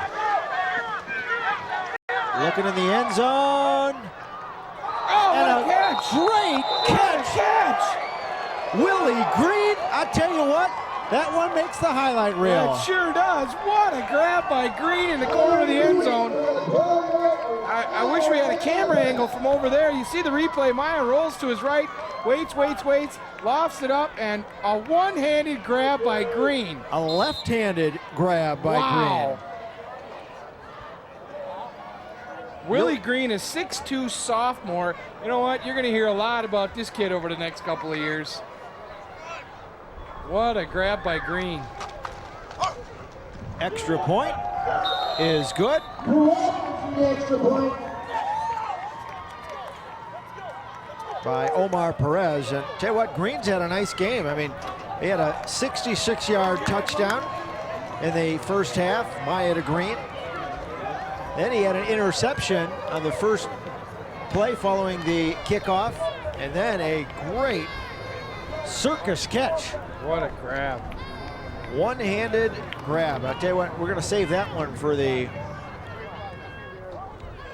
all-time tape. Oh, you bet. I know Pete, one of our producers in the truck, has been working on that deal. I'm excited.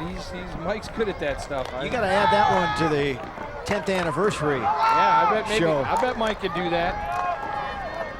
Mike could do anything. Yeah, he's a pretty talented guy.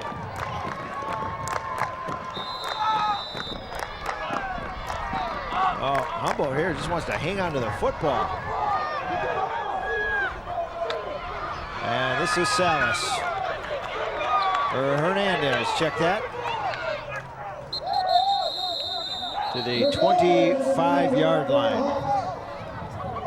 And the Hawks will take over. You know, it's funny, Todd, with this new turf, in the old days, you used to be able to identify the substitution patterns of coaches by the pants. You'd see, we call them in coaching ease, we call them white pants.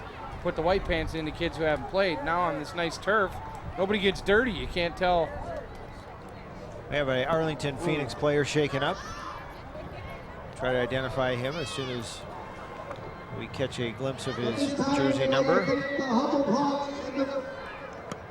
Arlington Phoenix for the support from the parents. You get a look at the number 70.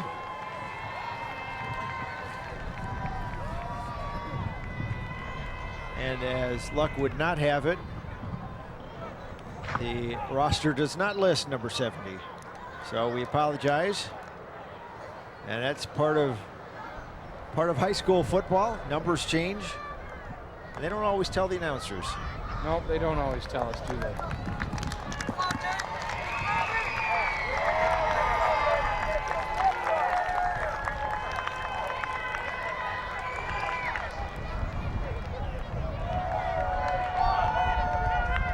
So Humboldt takes over on offense, 1st and 10 from their own 23, 7:08 left to go in the third quarter. Arlington in command, 41-6. We were notified that was James Riley injured on that last play. Walked off to the sidelines on his own power. Luna, again, big pressure and down he goes. Boy, Luna was just crushed. And once again, number 78, Jamonte Flowers, 6'1", 235-pound senior. He's been in the backfield almost every play, Coley. Yeah. You see the replay here. The Phoenix, and also big number 99, Willie Smith. They're bigger and stronger. What are you going to do? Yeah, they got a very active defensive front. Flowers.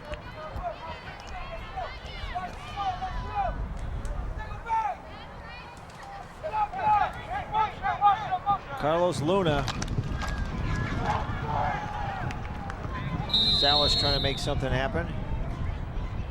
Up to about the 15-yard line, but of course after that previous big loss, they got a ton of yardage to make up.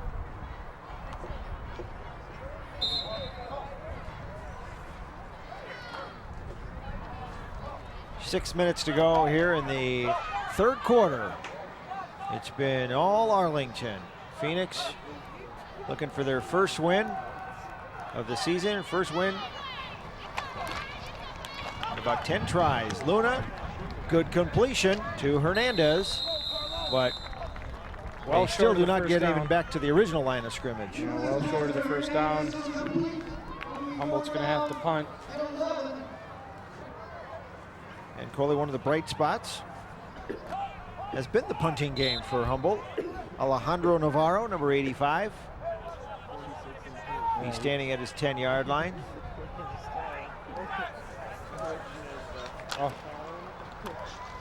Navarro just kicks it right over the coverage. Oh, too bad he got that. Oh, and it takes a Humboldt bounce. You want to count that? Sure. What do we have? Ball spotted at the 25. The 24, and it's down at the 20. Down at the 19. The 19-yard line.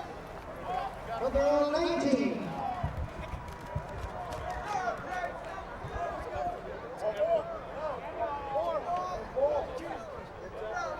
A 62-yard kick? Did I do the right math on that? Stole my pen there. Were you doing the math? Go ahead. Yeah, he's just kicked the ball very, very well. And then just another sophomore.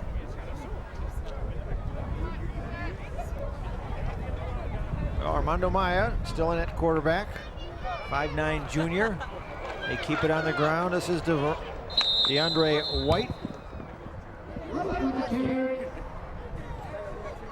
Bring up second down. 61-yard punt.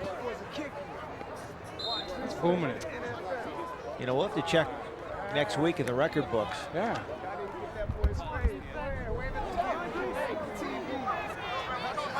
Second and 7 for the Arlington Phoenix.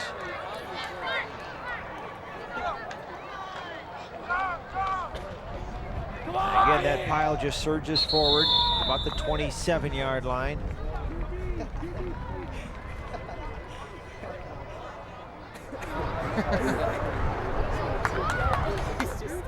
Future Humboldt football player there.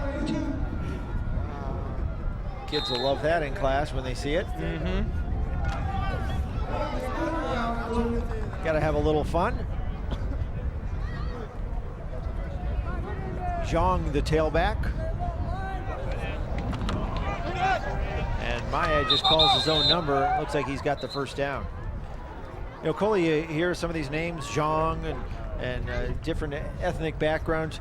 You know, Arlington, when you look at it, they really have a diverse team. I mean, they got kids from families from all sorts of backgrounds, and you know, here's a few of them right here: Laos, Cambodia, Thailand, Vietnam, South Africa, Mexico. And you know, that's a great thing about high school sports, brings everybody together. That's also a challenge for the coaches too, because you know, you've got a lot of differences and you got to bring everybody together. Well, and the reality is, for so many of these kids, they don't know what football is. They haven't, you know, grown up with it like a lot of your, you know, I mean, I guess you'd say your traditional kids who, you know, were born and raised in, you know, people like myself. These kids are coming from other countries where they don't play that game. What a bull run here. Great run up the middle, just dragging tacklers with him. And that is number 48. Again, Arlington going to give everybody a chance to play. And they're changing uniform numbers on us. You know, it's funny, I talked to Nancy Galligan, the athletic director, at halftime, and I had a kid come, one of my former players, one of my captains, who was Zhang. There's a name for you, a Hmong kid. He showed up in my office at Harding High School, and he's doing his observation. He's going to become an art teacher. Terrific. Yeah, it was pretty cool. I hadn't seen Hua in a couple of years. He had been helping out with the program and going to school, and now he's to the point where he's going to do his student teaching, and I would imagine that, given the opportunity, he will be a coach and a teacher. You should have had him help out with your X's and O's when he was on the team. Yeah. I didn't do much with X's and O's. Second and 5. DeAndre White has a big hole up the middle, and he's got a first down. White, just a sophomore.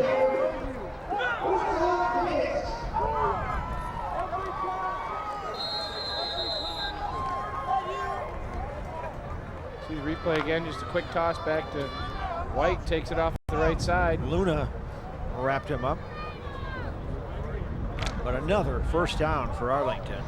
1:42 in the third quarter.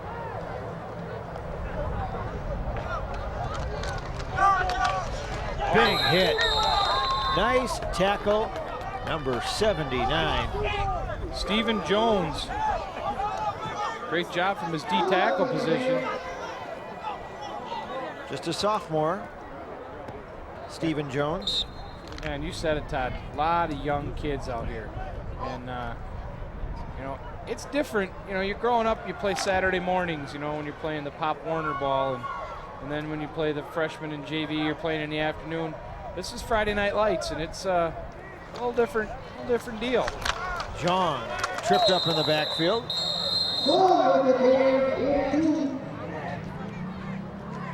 Under a minute to go here in the third quarter.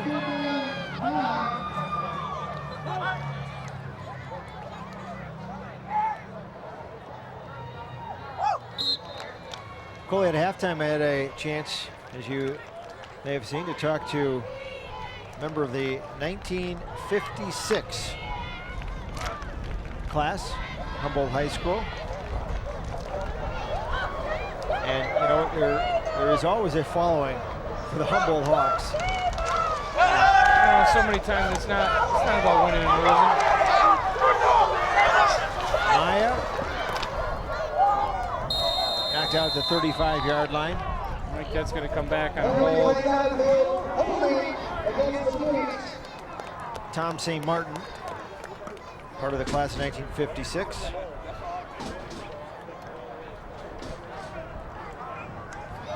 Said he had a lot of fun playing. Oh yeah, high school football is fantastic. Yeah, I suppose I'm a little biased, but I just... One thing he mentioned is he remembered just a lot of camaraderie. Yeah. You know, back then, even sometimes even with the other teams. He thought it was a little less divisive than it is today. Although I'll tell you what, I see these kids after games, they're shaking hands. A lot of them know each other. Sure, I mean, they know each other from the playground and, you know, competing with and against each other through the years. It's, I mean, you know, when you lace them up and you get out there, you're enemies, so to speak, but... Final play of the third quarter. Jean moves forward for a couple. Coley, when you played for St. John's, after the game, when you played St. Thomas, did you hug and give high fives and put your arms around the Johnnies and the Tommies? You know, I have to say yes and no. There were guys that I played with in high school from Cretin that played there. There were guys that I knew from grade school that went to St. Agnes or whatever that played there. So yeah, I mean, you know, you'd see those guys. Tommy and Johnny rivalry, I don't know what it's like now, but we didn't like those guys too much, and I don't think they liked us very much either. I don't think the fans particularly care for each other. No, that's an awesome rivalry, though.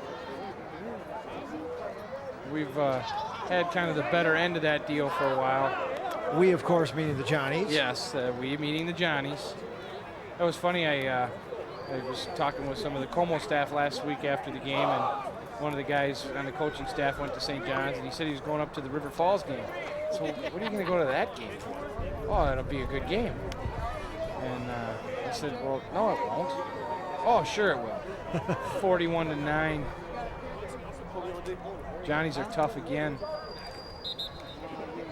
How much longer for Coach Gallardi? Honestly, I honestly believe that, and I guess, I don't know how this is going to sound, I think he'll die on the field. And what better place for him to go? John is just, you know, I run the camp up at St. John's in the summer, the premier perimeter skills camp, and so I get to see John every year, and, you know, he is truly one of a kind. And it's nice because the kids get to meet him. He came out and talked with them, and they may not appreciate it. Well, they for sure don't appreciate it to the degree I do, but I think one day they will. Well, we start the fourth quarter. Arlington will punt the football away. Lockwood. Ben Alphen takes a look at it. Go out of bounds, and the officials will mark it at about the 25-yard line. When we were getting ready for the broadcast, I ran into Anthony McFagan, who was an outstanding player at Humboldt. He was there part of the time while I was there, and then went on to a career, I believe, at Concordia. And now he is on the coaching staff at Augsburg. And we were talking about the city conference, and he said, you know, there are good players here, and he's absolutely right. And so he's been given the charge to recruit for Augsburg in the St. Paul City Conference. That's what he's doing out here today. Luna off to the right side, and a first down for the Humboldt Hawks. Nice fake. Great fake. Everybody in the stadium, including us, thought Luna had the ball, but Alphen took it around the right side. Pick up a first down for the Hawks. By the way, in the 10th anniversary video that Mike Peden put together, one of the plays, I don't want to tell you the whole thing, one of the plays was a game, 1998, I think. Arlington was playing at Humboldt, one of their Humboldt's homecoming game, and I'll finish this thought in a moment after this play. First down for the Hawks. And a keeper by Luna. Luna's got another first down. Oh, but he's hammered by Omar Perez, but not after he picks up 9, and Luna's limping a little bit. So we're at Humboldt High School, and we're on the far side of the field. We're looking into the sun, and of course at Humboldt, unfortunately, there's no stands there. And they run a fake, similar to the one we saw here, and I'm looking in the backfield, and I'm talking about, wow, that was a nice run, and all of a sudden I look, and 40 yards downfield, the guy's going for a touchdown, and you'll see that. You'll see that highlight. You know that one's on there? Have you had the preview of that? I know it's on there. Anytime they can show how the announcers are fake, they'll throw that one in. You know what there's that our means. cue.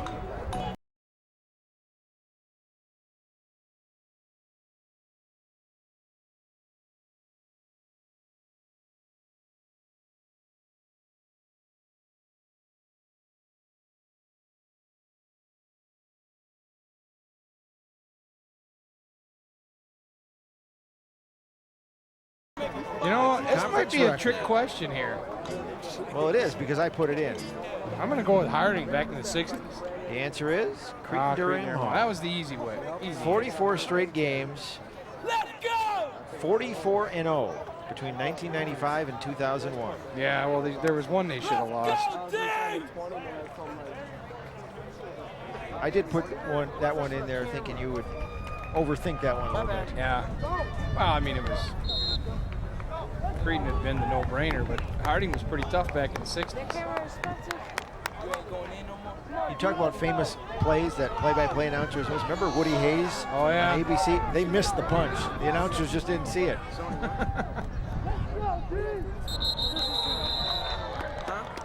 Yeah, you see that. We had a few penalties. I was just going to, exactly where I was going with it. Both teams have played, you know, in terms of mentally, both teams have played very well. There have not been a lot of mental errors. Had a couple holds and whatnot. Arlington had a couple illegal formations, but you haven't had a lot of jumping off sides and whatnot. To see St. Paul City Conference stats, visit www.stpaulathletics.org. John Vasepka, he does a phenomenal job. It's a great, I mean, if you get a chance, just check that out. Every record you can possibly think of. Ben Elfin is buried, of course, in on that tackle is Flowers. There's our friendly neighborhood police department. Not a whole lot to do tonight. No, pretty quiet. I kind of like the thought of that doubleheader. Yeah. That was quite the game, too. I just caught the end of it, but Humboldt Park knocks off Sibley. Luna up the middle. And again, smashed by Omar Perez. Not after a big gain, though.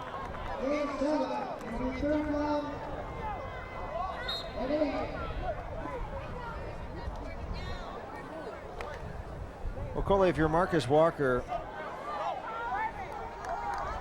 how do you take advantage of this win to play it for the rest of the season? Well, you know, I think a lot of it has to do with, and you teach kids this, it's like you got to learn to crawl before you can walk and all that. Kids who haven't won. There's an interception by the Arlington Phoenix. Number 47 on the pick, and that's Tishawn Hogan. Great pick by Hogan and great tackle by the Humboldt receiver. Otherwise, Tishawn might have been able to take that one to the house. But back to your question, and you know, you have to learn, first of all, learn how to win before you can expect to win. You know, people say, "Oh, we always expect to win." You talk about a program like St. John's. Okay, there's a team that they expect to win every time they go on the field, but you have to earn your way there. And so this is a great building block for them. And going into their homecoming game. New quarterback in the game, number 7, Charles Langhorn, sophomore, 6'3", a big kid, 155-pounder, and he handed the ball off to another sophomore, DeAndre White. Basically got a sophomore game going on out here. Yeah, a lot of kids that are real young.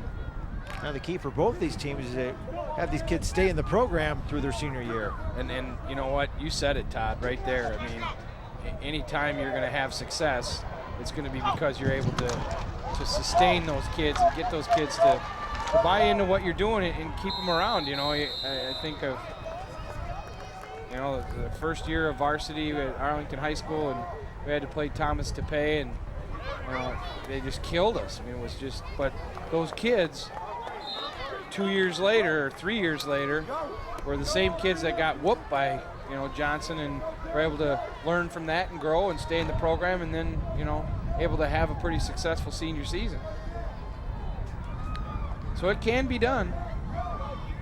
It does seem to be a big challenge for all the schools, for that matter, just to keep the continuity. You know, the Minnesota State High School League, as we speak, are meeting to come up with a new set of rules to cut down on the transfers and all the changes that go on. And you watch when they come out with their recommendations, they're going to tighten it up. And you know, they really should. I mean, I think about, I ran into a former player that I had at Arlington. I'm not going to use names, and he transferred to another school, and I think he transferred because he thought the other school was going to be more successful. And you know, that's a tough situation to put schools in. Both the school who's receiving the student and the, wow, nice kick by Lockwood. They're going to let this one go. They better move away from it. I'm not sure why he's following it. I don't know either. All it takes is one bounce, nick it off your leg. And yeah, it's, you got to call fire on that one. But yeah, I mean, it really, you know, and things are so cyclical in high school sports typically anyway. I mean, you have your perennial powers who are, you know, your Cretin-Derham Halls who are going to win all the time. But, you know, like, perfect example, you know, Johnson had a great year. Johnson's been very strong in the St. Paul City Conference for a number of years. And, you know, Highland had a run where for several years in a row they were really strong. Not quite as strong this year. This year, Como Park's very strong. So, bad snap from center. Luna just falls on it. Good back play to the by 10-yard line. Smart play by Luna just to fall on that ball. Coley, a lot of people look back with nostalgia, talking about our interview at halftime, to the days when schools were neighborhood schools. The kids who grow up in the neighborhood, that's who plays. You know, the kids on the west side, they play for Humboldt. You know, the kids on the east side, they're playing for Harding or for Johnson. You know, the kids in the the Midway area, they're playing for Central. But you don't have that really anymore. No, you really don't, and I guess, you know, to some degree, it's too bad. And you know, with the idea of open enrollment and offering parents and kids the opportunity to choose their school, I guess, you know, there's good components to it, and there's also certainly things that maybe aren't so great about it. You know, I like the idea of the neighborhood school. You know, I really think that, you know, it offers a lot to the community when, you know, you walk out your back door and you walk to school. You know, you don't have to get on a bus and whatnot. But well, I'm sure there's folks saying, well, there's a lot of reasons, a lot of benefits to allowing a kid to maybe get to another school that has a better math program or whatever they may be interested in. But I think what the State High School League is going to do is going to cut down on the multiple transfers. I mean, you got some kids almost like free agents. They're moving from school to school, and I think you're going to see a lockdown on that. Maybe after the sophomore year, any transfer after that, they'll have to sit out a whole year, something like that. And I agree. I mean, I think it's a good idea. Luna to Hernandez. Hernandez has a little running room around the left side, and a pretty good tackle by number 9. That's Mike Swenson. Swenson, another sophomore. You know, I won't use names, but I'll never forget, I was teaching at Arlington High School, and I walked out of my class, and here's 2 kids who, at the time, were enrolled at Central High School, and in essence, were shopping around for where they were going to go, and I won't even say where they ended up, but they weren't at Central. They ended up at another school. And my question to the boys were, Why aren't you in school? Luna hands it off to Salas. Salas is met hard. Big tackle that time, number 75 for the Arlington Phoenix. Not on our roster To be again. Lore. Oh, yeah, you're right. 210-pound junior.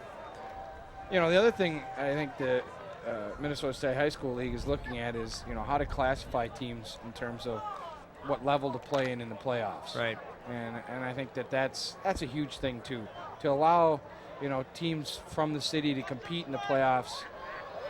That's, you know, give them a chance. They send them against these big schools. And over the middle, incomplete.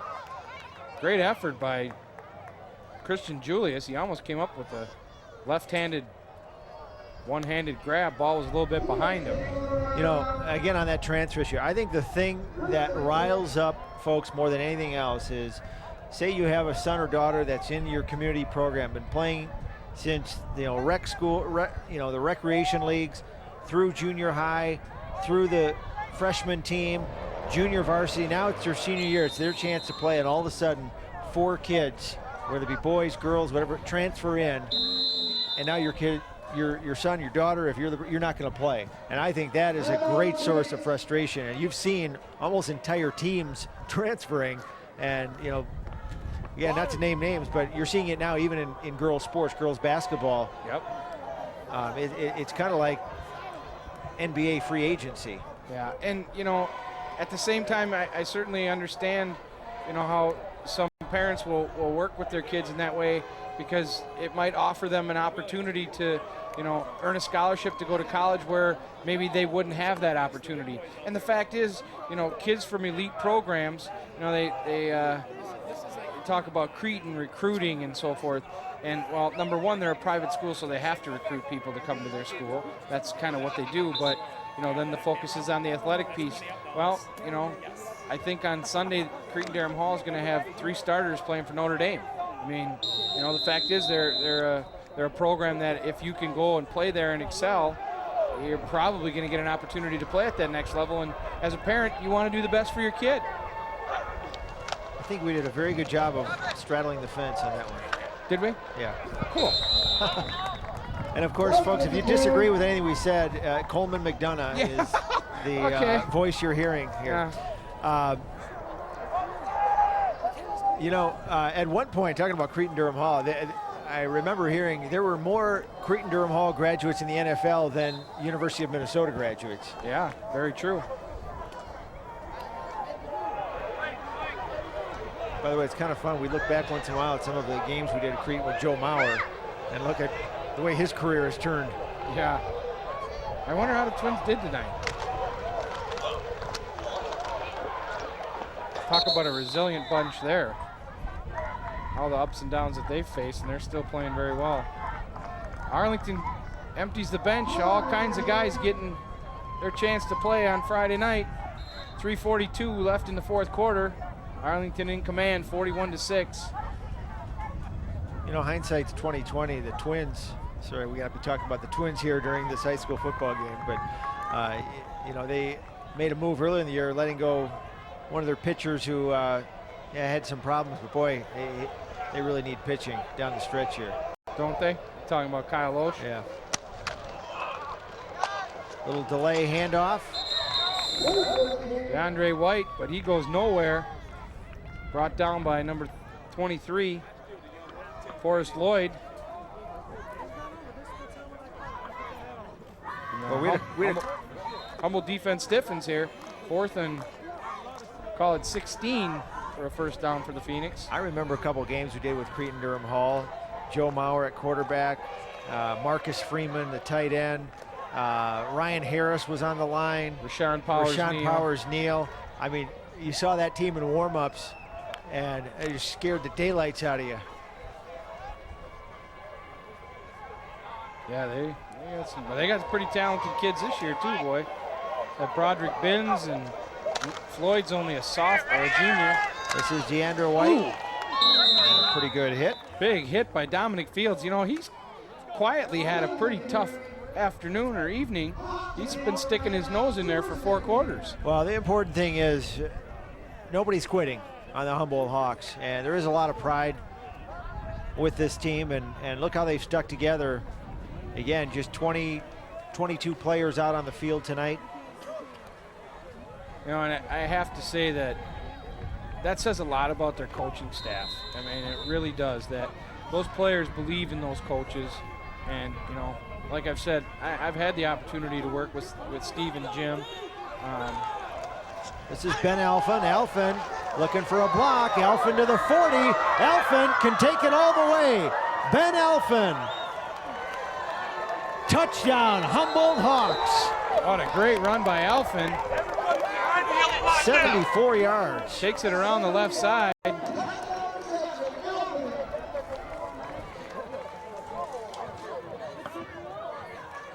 See the replay here, just a quick little swing out to Alphen, and he gets outside, turns the corner, turns on the afterburners, and it's over. He's off to the races. And they're going to go for 2. Quarterback going to run it in for 2 points. Luna for the 2-point conversion, and you know, it's all about pride at this point of the game. And the Hawks, as we just said a moment ago, they're not quitting, and just as we say that, they take it for a 74-yard touchdown. Well, and you know, the other part is football's fun to play. I mean, you know, yeah, of course, the idea is to win the game, and you know, I'm sure Humboldt wishes that the score was different, but the reality is they're high school kids playing football, and football's fun. It's just a fun game to play. And maybe even more fun here on this nice field turf under the lights. Yeah. The TV cameras on you. Sure. I mean, why not? You know, Coley, you can attest to this. 5 years from now, 10 years from now, no one's going to remember the score of these games. No one's going to remember what place your team finished in. It's all about what it was like and what you learned and what you take away from it. Sure. And you know what? And we all have our own versions of glory days. You know, the truth is, the older you get, the better you were. Oh, are you kidding me? I can't believe I didn't go D1. Well, yes, I can. Scouts, they just didn't see your potential. Yeah, you know, I mean, what was it?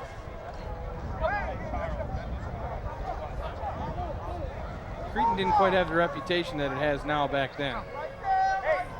If you were a two-way starter for Cretin and Durham Hall now, I can't imagine you're not playing at the next level there.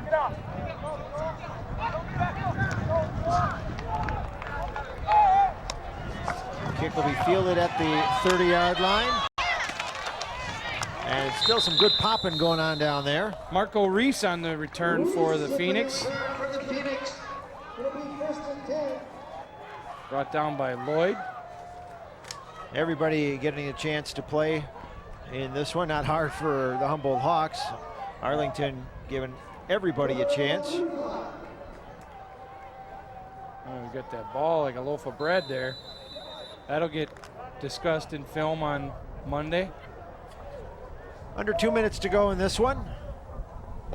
Arlington going to get their first win of the season and the first win in Marcus Walker's career. And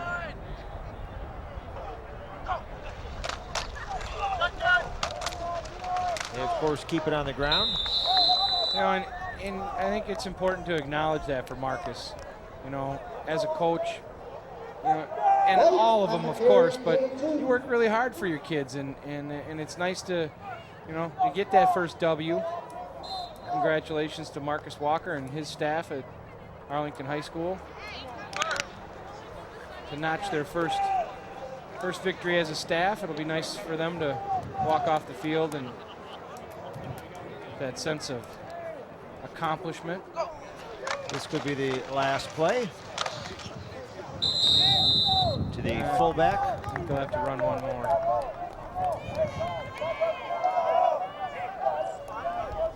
Well, if we have time, we can try and get a player or two, along with Coach Marcus Walker, to talk about his first win.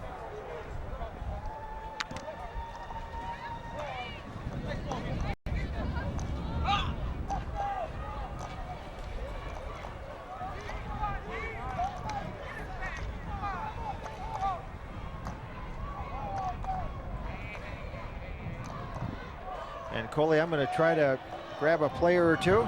Okay. And hear about their first win. So that brings our game to an end. The Arlington Phoenix defeat the Humboldt Hogs 41-14, and they're going to take home the AH Cup. That will reside with Arlington High School until they meet again next year. To recap the scoring, Arlington opened the scoring in the first quarter. Quintus Jordan, a 30-yard touchdown run, made it 6-0. Then Jordan went on a 69-yard romp to make the score 14-0. Then a 66-yard touchdown from Maya to Willie Green made the score 20-0. Then Salas from Humboldt scored as after they converted. You see senior Brandon Cole holding the AH Cup. Pretty proud of that. Then another long touchdown run by Quintus Jordan, 63 yards, made it 26-6. And Brandon Cole, you see him with the Arlington Phoenix with the AH Cup. It was a 1-yard touchdown run to start the second half to make it 32-6. They converted the 2-point conversion. And then another 8-yard touchdown from Maya to Green. And then from Humboldt, Ben Alphen goes 74 yards for the touchdown. Luna converted the 2-point conversion to close out the scoring with the final score. Arlington 41, Humboldt 14. We're going to go downstairs with Todd Johnson, and hopefully we can get Coach Walker after his first victory as the Arlington coach. You ready, Todd? Yep. Go ahead, Todd. Take her away. Stand by.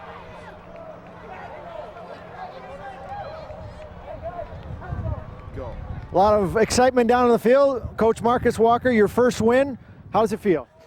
Feels great. I've been waiting a long time for this one, so I'm really proud of our guys, and you know, I couldn't ask for more tonight. They played very hard. You had a lot of big plays. This gentleman, am I right, Willie Green, had a couple of big ones.